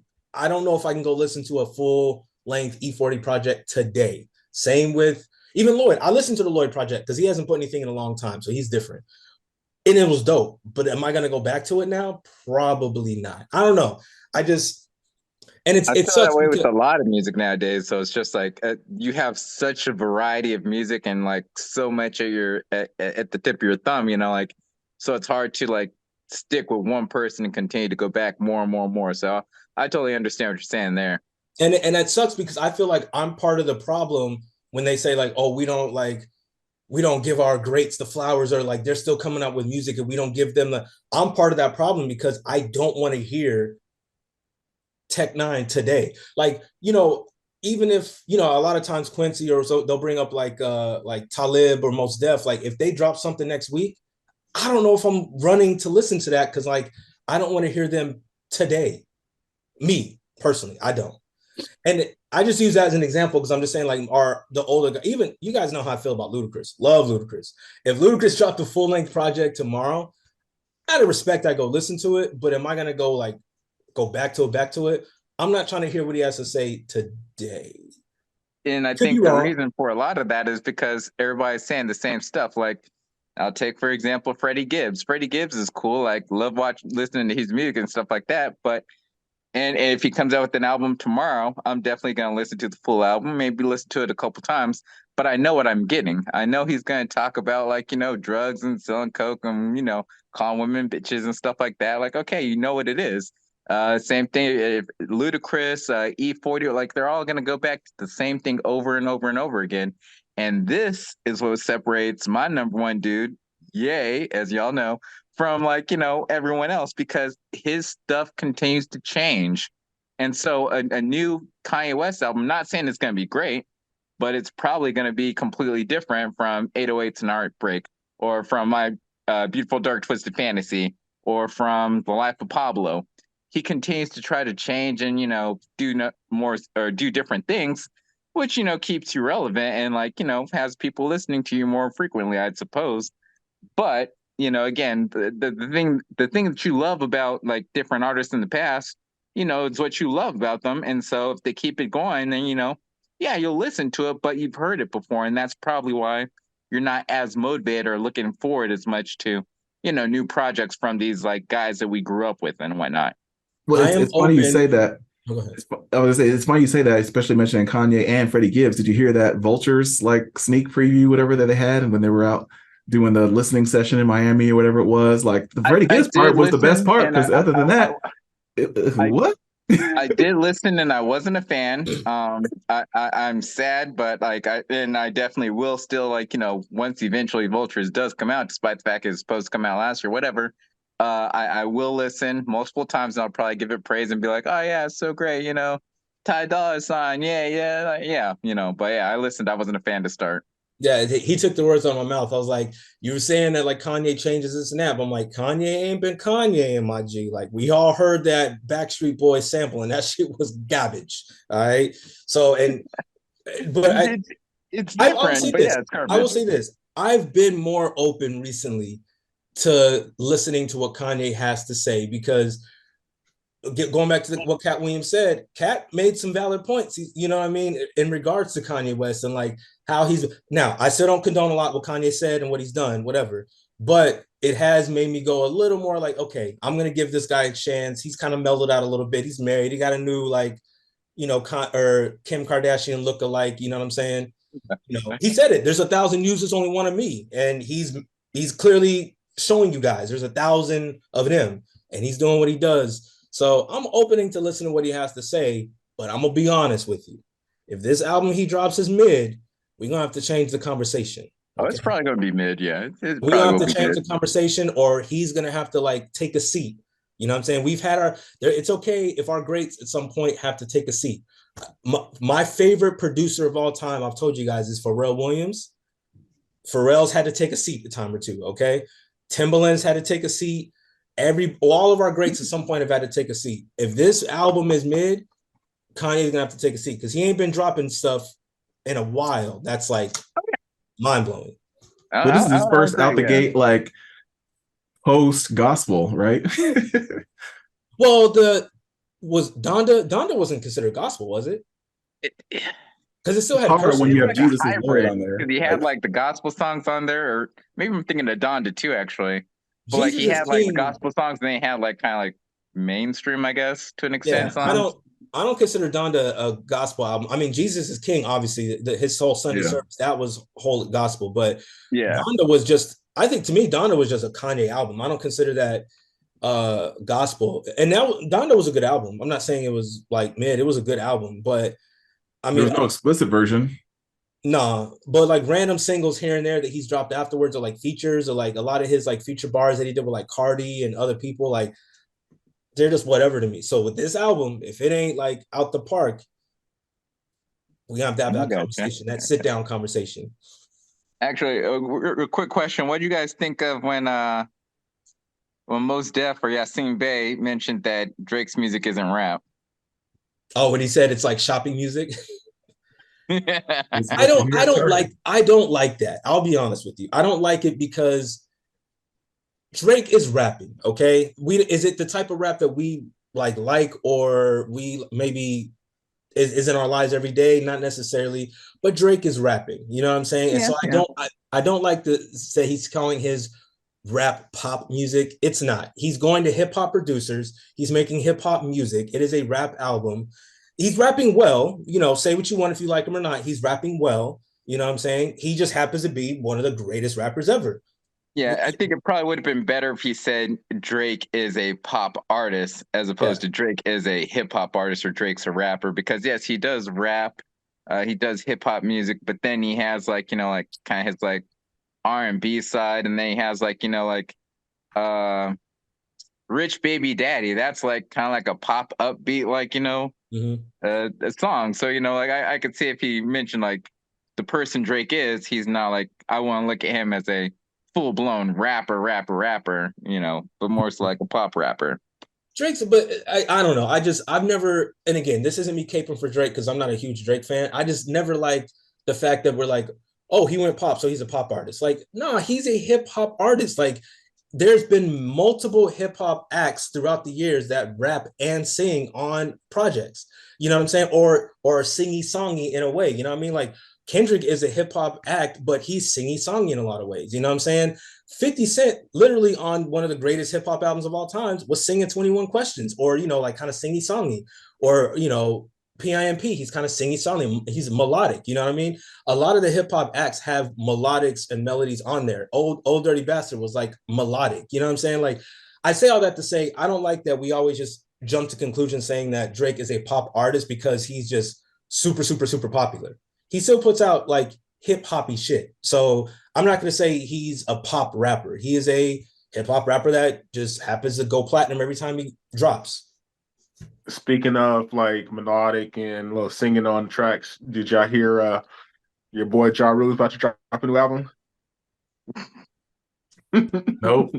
It must be And on. I don't know if it was real or not. I just read it like a little. It was like a little thing, little thread. It was like, oh, Ja Rule's about to drop a new album. I was like, really? That dude's it been but gone for a it good 2 years. it might work for him because he was like the king of that at Yeah, his time. You know what I'm saying? It was him and it was Nelly doing the whole rap singing thing. Like, and that was hip hop to us. It wasn't pop. We didn't call Ja Rule a pop rapper, and he was literally singing on his songs. You know what I'm saying? So what's the difference with that and what Drake does today? Drake does a I little think he missed more. his window, which would have been post verses. Because now, I don't know. Oh yeah, he yeah. should have dropped then. He should have dropped then when yeah. Like to see him drop now would be random. But who knows? If he might come out and get with Ashanti and it might be fire again. You never know. We'll But see if Maybe. it happens. no, it's Shoot. So, how was everybody's weekend? What y'all get into, or what y'all going to get into? Hey, so this weekend's actually wifey's birthday weekend, Hey, MLK Day, MLK birthday twins. So we're gonna do a little brunch thing going on for her tomorrow. okay. you making brunch? After what up? You're making brunch? Sure. Sure. Actually, like for the first time in forever, I did make dinner, which is crazy because I don't be cooking like nothing. And it really wasn't nothing special. Just had some like bacon wrapped hot dogs with some tater tots and stuff like that. So put in a little work or whatever, I guess on the grill or whatnot. But nah, I'm not making brunch. I'm going to take her out for brunch. Do a little shopping, maybe catch a movie, just a little like day date thing. To say happy birthday, 29.9 as she would say. So I got that going on. otherwise, didn't really do anything special. Like it's the new year, so we're in week 2 of the new year. I've just been trying to like focus on or keeping or maintaining those New Year's resolutions and stuff, trying to eat healthier and get in shape and whatnot. So I haven't actually eaten like a whole bunch of junk food. I did the other day, but normally I'm like, every other day and stuff like that. But so I guess activity wise, nothing special, just, trying to, improve and get better at health and whatnot has been my weekend and overall last 2 weeks. Cool. What about you, Don? I'm chilling, man. I'm chilling. We're relaxing. Went out to eat last night. You know what I'm saying? We haven't been out to eat in a minute, so went out to eat last night, and today I'm just gonna be posted. I do have some ribs that I'm thawing out. I'm gonna smoke some ribs tomorrow. Nice. What better way on MLK than do a little barbecue, you feel me? So Proper. yeah, no, I just finna throw some ribs in the smoker and whip up a couple sides and watch some of these football games on Monday, tomorrow, and vibe out, man. Just Did chill. you do because you said you were kind of ill on your birthday? Did you make up birthday? No. I didn't. Like I said, I was sick Friday.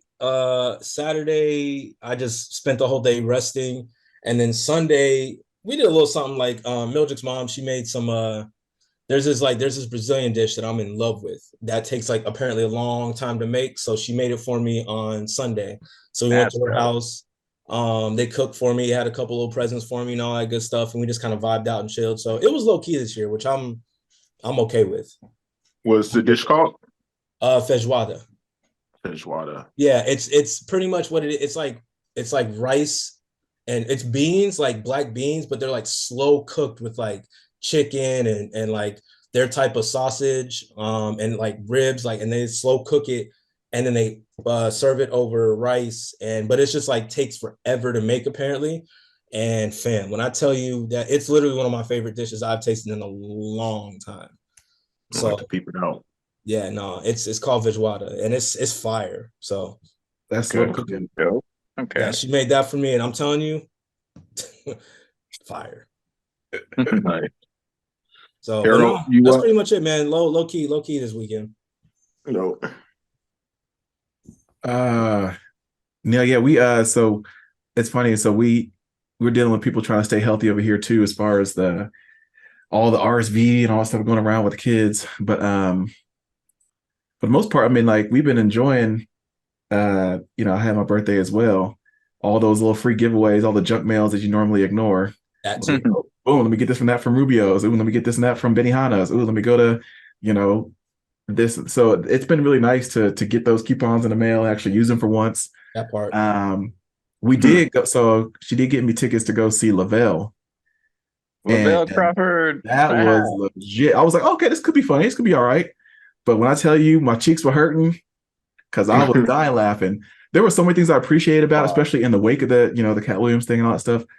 I just appreciated like them first having, you always have a warm-up guy, some guy that's like a no name you wouldn't recognize, and just him, making fun of himself. Like, I had to go buy tickets to go, see Arizona, but they ain't coming to see me. So why am I spending money like this? And then Lavelle, I mean, and it's Lavelle making fun of his comic that just came up, like adding to it. Like, he began with old women. Like, I don't know, that's nasty to me. Like, I don't keep my head down that long before there's so many things that he could just add to it and just be original with. And the funniest part of it was not only was he telling original jokes, but then he didn't care. He was laughing at himself. Literally, he would pause and just point at the sky and just laugh at his own joke for 5 seconds. And it's like, I don't care if y'all think it's funny. I'm gonna pause and just laugh at myself because that was hilarious. That's funny. It was just infectious. It was just so good to just see a comedian that I've seen again all the way back from the Comic View days. And this has kind of just been like a revelation of how impactful Comic View was. I used to have that on every night. The Comic View on BET coming at you 6 nights a week, get your laugh on, and just all the different comics. Because it wasn't like you would see specials. You would see 5 minutes here, 10 minutes there. Sometimes you would see compilations of all jokes about church, or all jokes about, driving cars, or all jokes about baby mamas. And it was just fun sometimes to see, even if you're 13, these people in their element and making you laugh. And to his credit, Kevin Hart of all people, he did try to bring it back. which I was looking forward to and whatnot, but it just wasn't the same. So a little unfortunate, but yeah, Comic View was the ish. It was, and it was that like little 5-minute bit for that comedian role was perfect because it wasn't like all these dudes were gonna be like stars or whatever, like a Eddie Murphy or like a Martin Lawrence, etc., where they could do like an hour long. So they got their best jokes out there, and if they're hot, cool, like they're on to the next one, so on and so forth. And salute to Gary Owen, like that was probably when he was the funniest. His specials he did after the fact was like, whatever. But they had Gary for him Owen, they had being the Honest host, John, they had he a was whole a lot of hilarious comedians. host. But also like that's where Tyler Craig. The moral of the story is like he had his little shtick. You had Arnest J, which some of the funniest.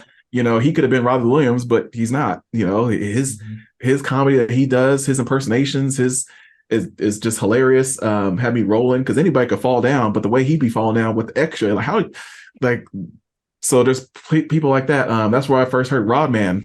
Rodman's still some of the funniest, just in his diction, the way he speaks, but then also in the way he tells the story, just about being self-checkout. And it's like, okay, they got self-checkout at the grocery store now. I guess I'm working today. Let me put on my hat. I guess I'm gonna go through the line. Beep. Like just the funny observational stuff that people come up with. Those, and Lavelle was one of those where I heard him first on that, and it came back around. So it's cool to see him 20 years later. It's still funny. Even after the weight loss, after going through so many ups and downs, it was legit. So that was a cool birthday gift. It's fine. Sure. Speaking of comedians, old boy is about to Corey Holcomb's about to come up here in a month. I'm debating if I want to go see him again. If you go, you got to bring someone. Yeah, that's the betting. I was already talking to her the other day about taking her to a comedy show because she wants to go. I don't know if I want to introduce her to him right off bat. We'll probably see somebody else first. Hey, that was like a wifey test for me. I had to take when Corey Holcomb came down to Stand Up Live down here. Had to bring the wifey just to see how she like received it, in regards to the to double date with that. Yeah, exactly. Was she gonna get hella offended by it, or was she just gonna be like, ah, ha, ha, ha? Was she gonna laugh out loud? And it's kind of like, all right, yeah. She's like, all right, whatever. Like she didn't get offended by it. I don't think she saw things as funny as I did or as Daryl did. Like we were busting out laughing. But it's like, all right, yeah, okay, so she passed the vibe test. It's cool. We can accept it. But otherwise, I might have to start filing some divorce papers if she started like trashing dude, because he's just speaking the truth to the fellas. That's all. Exactly. Yeah, that dude was funny as heck and stand up. I think we seen him at Stand Up Live or one of them. It wasn't improv. I think it was Stand Up Live or one of the joints back out there. But as far as the weekend for me, yesterday we just chilled, played some freaking little game, played some freaking Uno and stuff. I played some chill, made dinner. Can you play Uno 2 people? Yeah. I always thought you need like 3, 4, or 5 or something like that. Minimum of 2. You can play by yourself, but it's a little harder. But but no, we played that, made some gorditas, and made some beans, and chilled it, had a drink or two, some adult activities, and then had adult activity like hopscotch. Yeah, and then did that again this morning, and back to sleep. Okay. Shoot. I think she's sleeping right now still because we woke up earlier, like around 6, and chilled, and then I was like, all right, I got this call, so you can I can turn the TV on, or you can lay down the phone, or you pass out. So she's like, oh, I think I'm about to go back to sleep. I was like, all right, I'll be back in an hour and a half or so. Round 2, round 3, like exactly. Yeah. Gotcha, we'll make breakfast. We're gonna make some little chilaquiles in a little bit when she wakes up. So you're gonna need an IV. Yeah, I got water. Liquid IVs. Yeah, so we good. But so we'll see. But then tonight or today, I don't know. Like it's been freaking cold. It was like 12 degrees yesterday and stuff. Then it got to the high. It was like got to 19 and stuff. And I think right now it's like 19 or 20 or something right now or something like that. But it was like 12 degrees yesterday. I was like, dude, are you serious right now? Yeah, I'll stick with Arizona.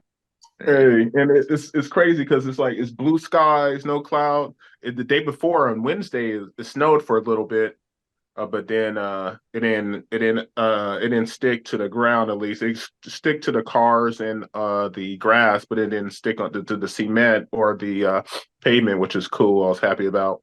But now it's just freaking cold as fudge ice cream. Shoot, shoot. Yep. Don, do you feel any different being 39? No, no. The only difference, which it's funny because you feel the same. I feel young. I act young. You know what I'm saying? The only thing that where your body like kind of gives you reminders, like you getting a little up there, is I got a couple grays like right here, like a couple peeking out. You know what I'm saying? A couple grays here and there. Where it's like I was shaving one day and I was like, because normally I've had like it's blondish, right? So I've always been like light here anyway. But one day I'm like, this ain't blonde, my G. That's great. So like I'm looking and I'm like, oh snap, there's a little gray right here, a couple little grays right here. So that was like the only thing to like make you like recognize like you're not a little young buck like you thought. You know what I'm saying? But Trust me, I've been seeing a couple aside grades in there. I'm like, yeah. but aside from that, no, man, like I feel great. You know what I'm saying? Still out, wake up every day blessed. Stamina still all right in these streets, you know what I'm saying? Like Anybody at work say OG to be like, hey, easy, easy. well, I mean, everyone that at the warehouse or whatever, like they're early mid-20s anyway. So I'm OG since day one. So that don't even really bother me like that. But um, but no, man, I feel good. I really do. Like So what about I will say this. Go ahead. Go ahead. No, I said I haven't been to the doctor in a minute. That's something I need to do this year. That's on my. I haven't been to a doctor in a couple of years. Being honest, I need to just to go get checked up, make sure we all right. But no, what were you gonna say? Yeah, no, that's a good point, doctor. I'm on that same thing. Like I wasn't feeling my last doctor. I don't want to call him a buster. I'm not gonna put him on blast or nothing, but I wasn't feeling him, so like I stopped going because normally I was going like yearly. So this last year I haven't gone to a doctor because I was trying to find a black doctor. And they have this website like blackdoctor.org, and there's been like 3 or 4 different ones. And I don't know if it's just because we're black people and it's a stereotype or something like that, but you call them up and you get like a automated message. You try to like, say, oh yeah, I want to, schedule for an appointment, check up, and they never get back. So it's like, dang, okay, well, on to the next person. And it's just, so it's like, it's poor service maybe, but I don't know. But either way, yeah, I need to do the same, get to a doctor. But I was going to mention, like, in regards to do you feel any different being a little older and whatnot? Like, you mentioned the grays, a couple of grays popping out there, but what about the dress code, like your dress attire? Do you ever, like, have an outfit you put together and you look at yourself and you're like, I'm too old for this. I can't be wearing this anymore. And, things like that. That is so funny you said that. It's because no joke. I just had this conversation not so long ago where I was like looking in my closet and I'm like, I do need to like update my attire now because of what I do on a daily. Like my attire is not crazy. I don't have like a bunch of these wild t-shirts, or I've never been into skinny jeans or ripped up jeans. So I don't wear anything like that, like what young boys wear. But I have so many like just t-shirts. Like I just t-shirt and short or t-shirt and pants daily. You know what I'm saying? To where I'm like, I do need to update the wardrobe. So yes, that is very valid. And I do think I need to, but then there's that, like, what is dress appropriate? You know what I'm saying? Like for your age though, I mean, like, so like, I know it's like a different time, but like if you had like a tall tee, a XXL tall tee, like white tee at that, and these big ass like, jean shorts, like you gonna see like a dude that's like, 40s, 50s rocking that versus like a dude in his 20s rocking that, you know what I mean? Nope. That's what I'm looking at as far as like clothing attire.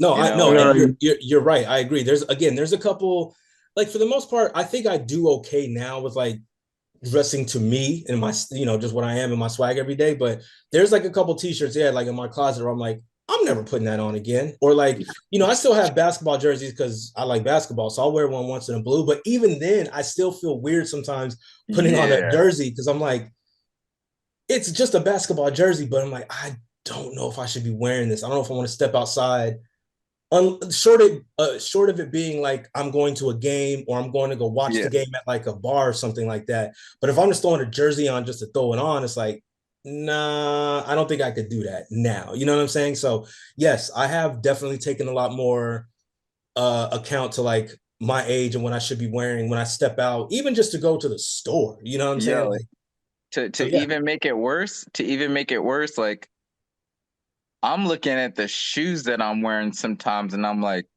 what the are you doing? Like, I can't be wearing these like shoes, like looking like I'm a clown, like I'm Ronald McDonald with like, these bright colors on my feet. Like, and so I've been more conservative on that tip. Like, I don't wear like, my athletic shoes and stuff like that like I used to. Instead, I'll wear like, some like little polo loafers or slides or something or like, yeah, slide. I can't wear slides, like sandals with the socks just going out. Like, it's like, man, like how tacky am I?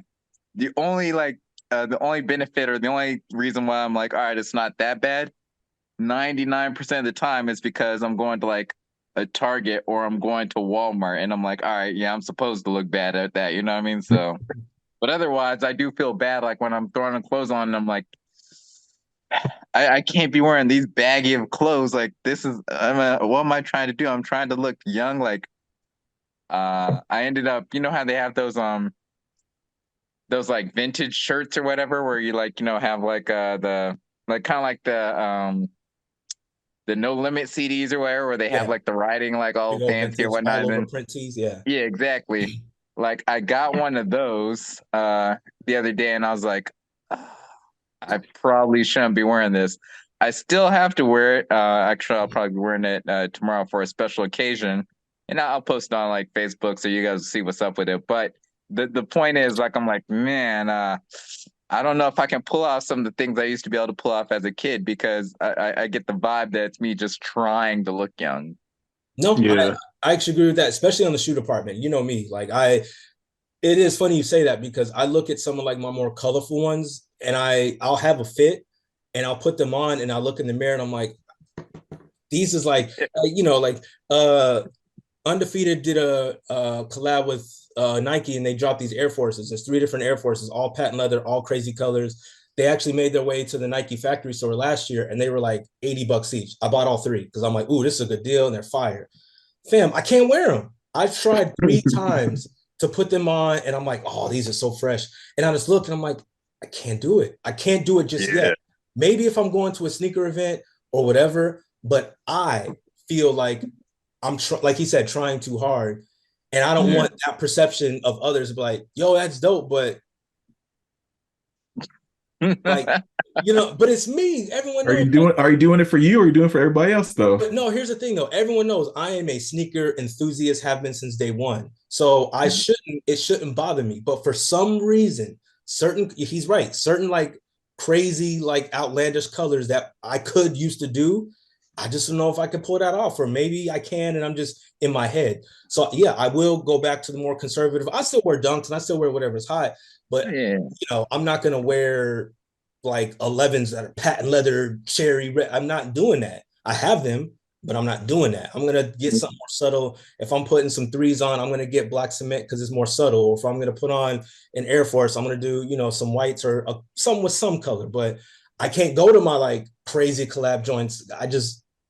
It is tough. It is tough. Do you think with that, especially because again, if there's no value in and one day I'm going to wear them, then obviously see them as an investment, right? Do you think that it's worth in the next year or two getting rid of your investments just because there could be a crash? Oh, I'll be honest. I've gotten rid of a huge amount of shoes because of that. I'm Yeah. getting to the point now where I'm always going to be me. So I'm always going to be in the sneakers. If something's hot and I like it, I'm gonna cop it. But I'm getting to the point now where I'm only buying stuff I know I'm going to wear. Like I'm Exactly. trying to get down to my closet to where you go in my closet and you're like, okay, Don's gonna wear those for sure at some point. It might not be today or tomorrow, but if it's in there, I'm going to wear them. And that's where I'm at now. And it's not even Yeah. it is an age thing, which you're supposed to, but yeah, it is. It's legit. It's for real. Yeah, But as far as the Harold talking about the crash and whatnot, like I think that crash has already begun. It's like trickled down, or like it's not like a straight up like everything's like a horrific crash, but like it's slowly like falling to the wayside or whatever, in the sense that you go out now, especially Jordans, you go like they drop a new pair of Jordans pretty much every other week in just a different colorway. And if you go to like your local Foot Locker or wherever you go, because I haven't been to malls in forever, like they still have shoes sitting because they know that like everybody's like just trying to get to the next kick, the next kick, the next kick. And people nowadays is like, damn, like, if a retail pair of Jordans is costing 250, then like what are you gonna get resale for it? And that was what a lot of people were doing, scooping up a whole load of kicks, like, like a full size run just so they could resell.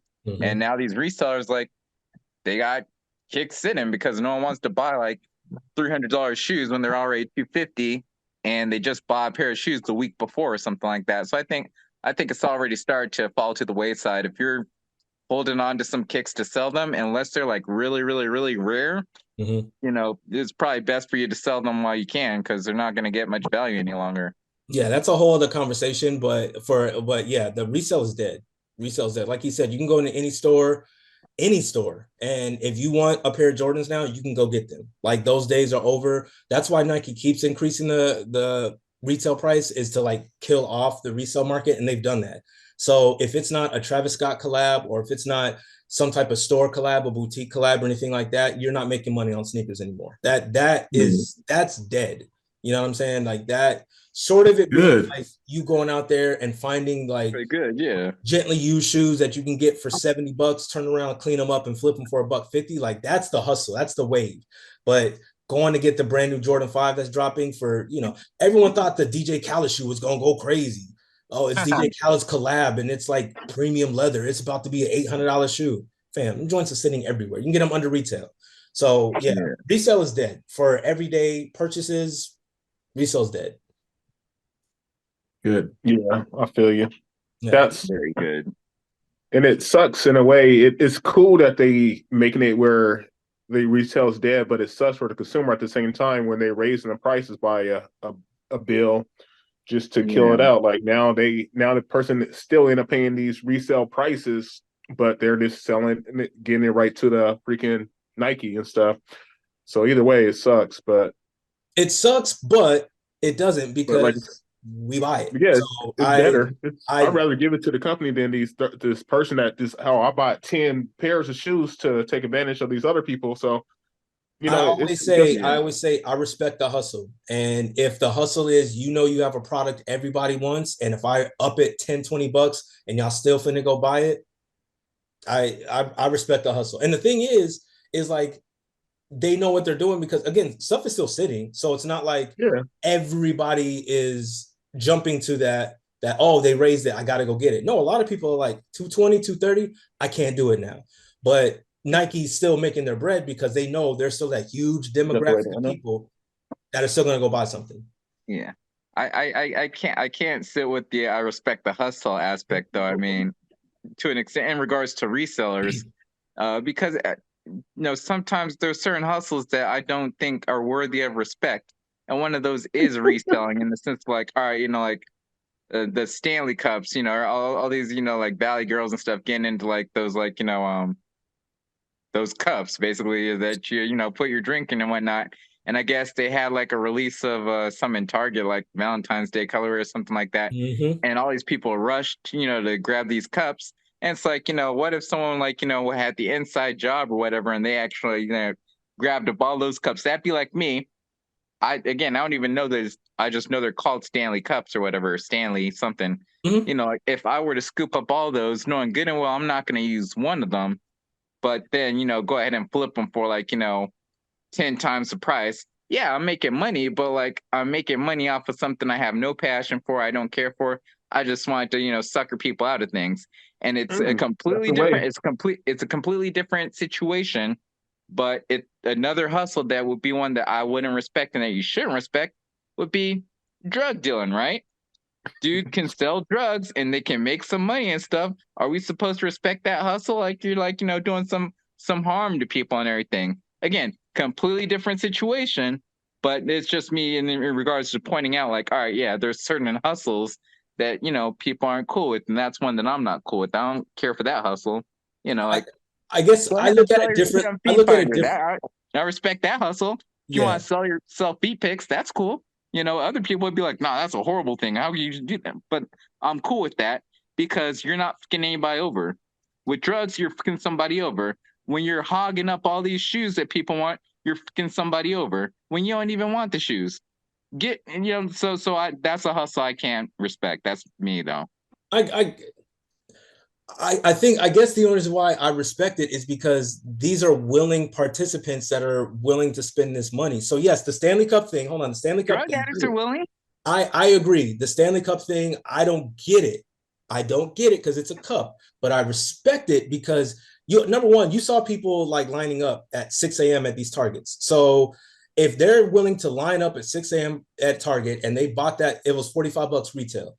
And they were able to buy that $45 cup, put it on eBay, and it sells for 90.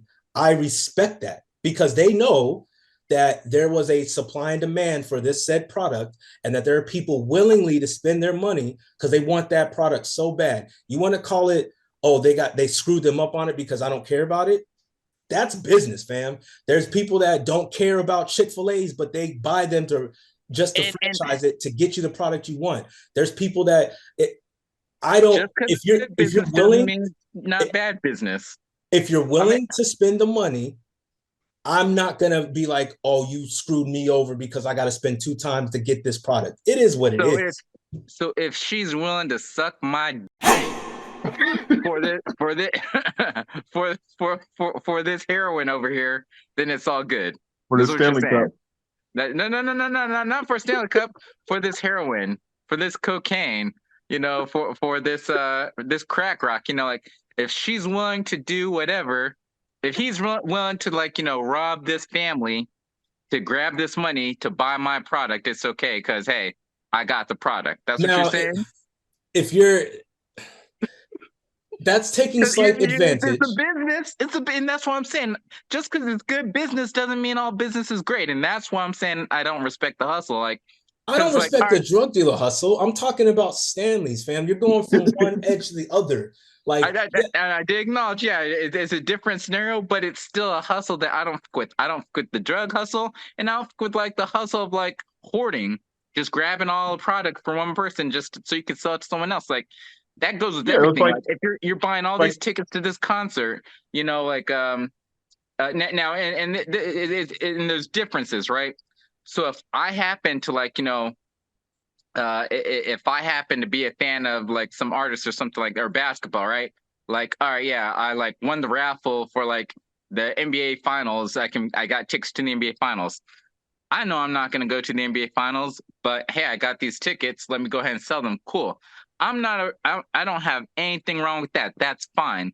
What I have a problem with is if, yes, I took the time and the effort to, stand in line, waiting to get these tickets to the Beyonce concert. I'll use that as a better example. And I buy up 20 tickets or 100 tickets or as many tickets as I can buy, knowing I'm one lone person and I don't have 20 friends that I'm going to take these tickets to or sell these tickets to.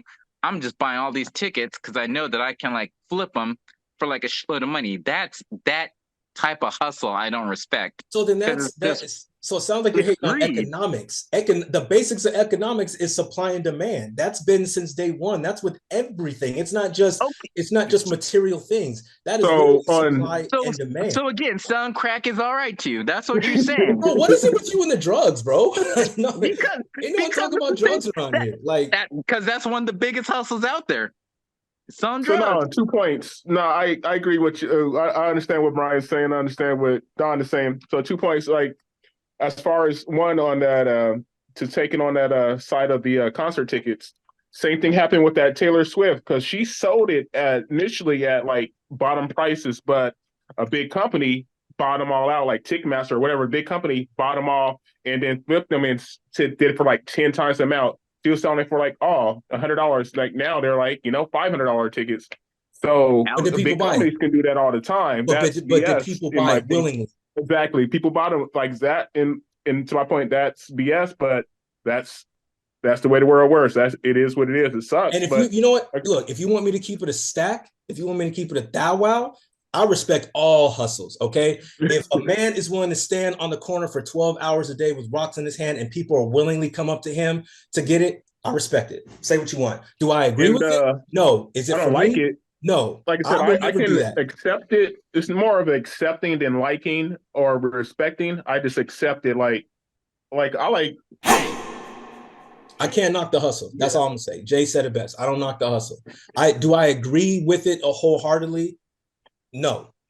But do I respect it in the sense that they understand that these Stanleys are going to go 2-3 times up in price? We've all done it. We've done it with sneakers. You've done it with something at some point. All of us at some point have bought something with the intent that we know we can resell it at some point. The stock market is literally that. You're buying stocks at a certain amount. You're hoarding it until it goes 5, 6, 7, 8, 9 times. People want to buy it. You flip it. It's literally supply and demand with everything.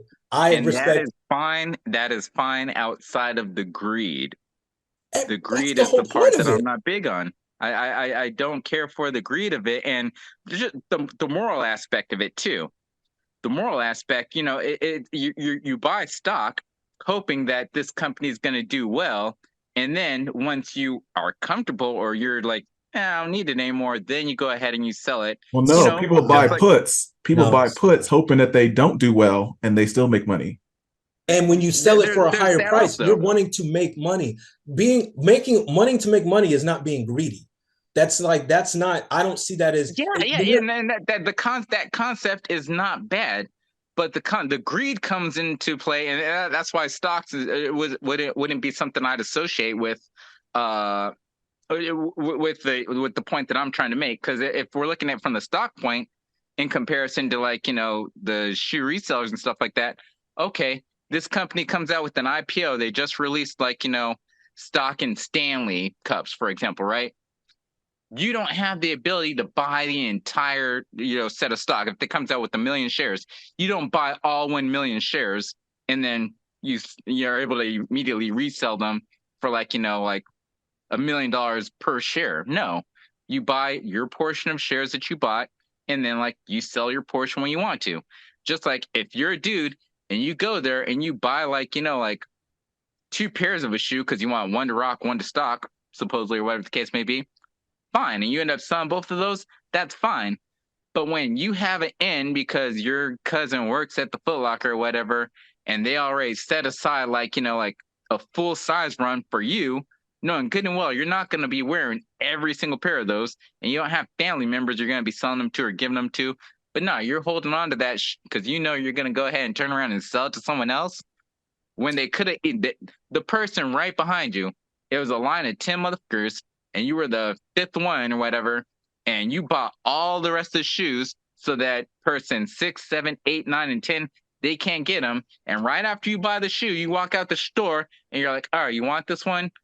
200 on top. See, now that particular scenario, that's moving the goalpost, and that particular scenario, yes, is bad. That particular one, that's what I'm talking about, though. If 100 people are in line, but the first person buys all 100 and then turns around and says, I've got them all, that particular scenario, yes, is bad. In totality, though. No, but that's what happens with bots. I should have clarified that. That's my fault. I should have clarified. The reseller, the standard average reseller, not so much I have a problem with. But for a fact, when you go on to different sites or whatever, social media, you'll see dudes that have photos where they have hundreds of shoes they just dropped, or before they even dropped, they have hundreds of shoes, and they're like, all right, yeah, you want these and they're referencing the price or whatever, right?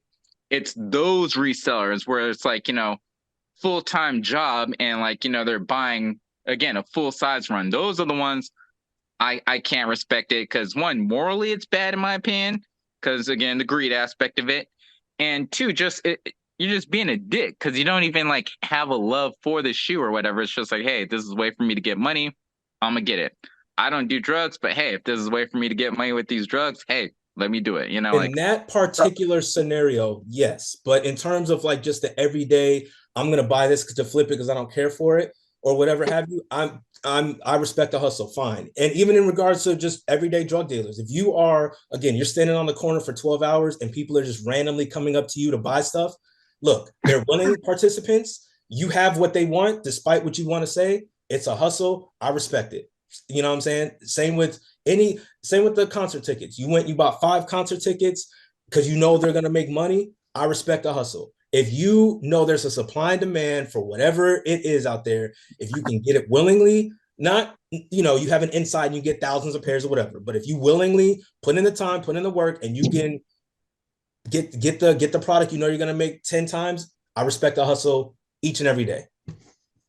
I would say like I don't again, I don't respect it. I understand it. I don't like, especially if it's something that I want. Like, I told you I'm big into like the whiskey game. I get my bottles. Like, I just bought a bottle. I got a lottery pick. I was lucky able to get it at retail. I paid like 90 for it, but then I seen it on these secondary sites, these people flipping it for 600, and these certain bottles that are like, retails at 50, 60 bucks that are on these other sites and stuff for 1,000 and stuff, which is ridiculous. And people are buying them, but I wouldn't, and I can't. And some people do, some people don't. It sucks. And that's why, like the concert tickets, that's why we're saying the other stuff is stuff with shoes. It's getting higher. Like these bottles of whiskey are getting higher on the retail side because people are buying them third party, which sucks. So at the end of the day, it's only going to hurt the consumer, the average good person that wants it legitimately and stuff. So, like I said, I understand it.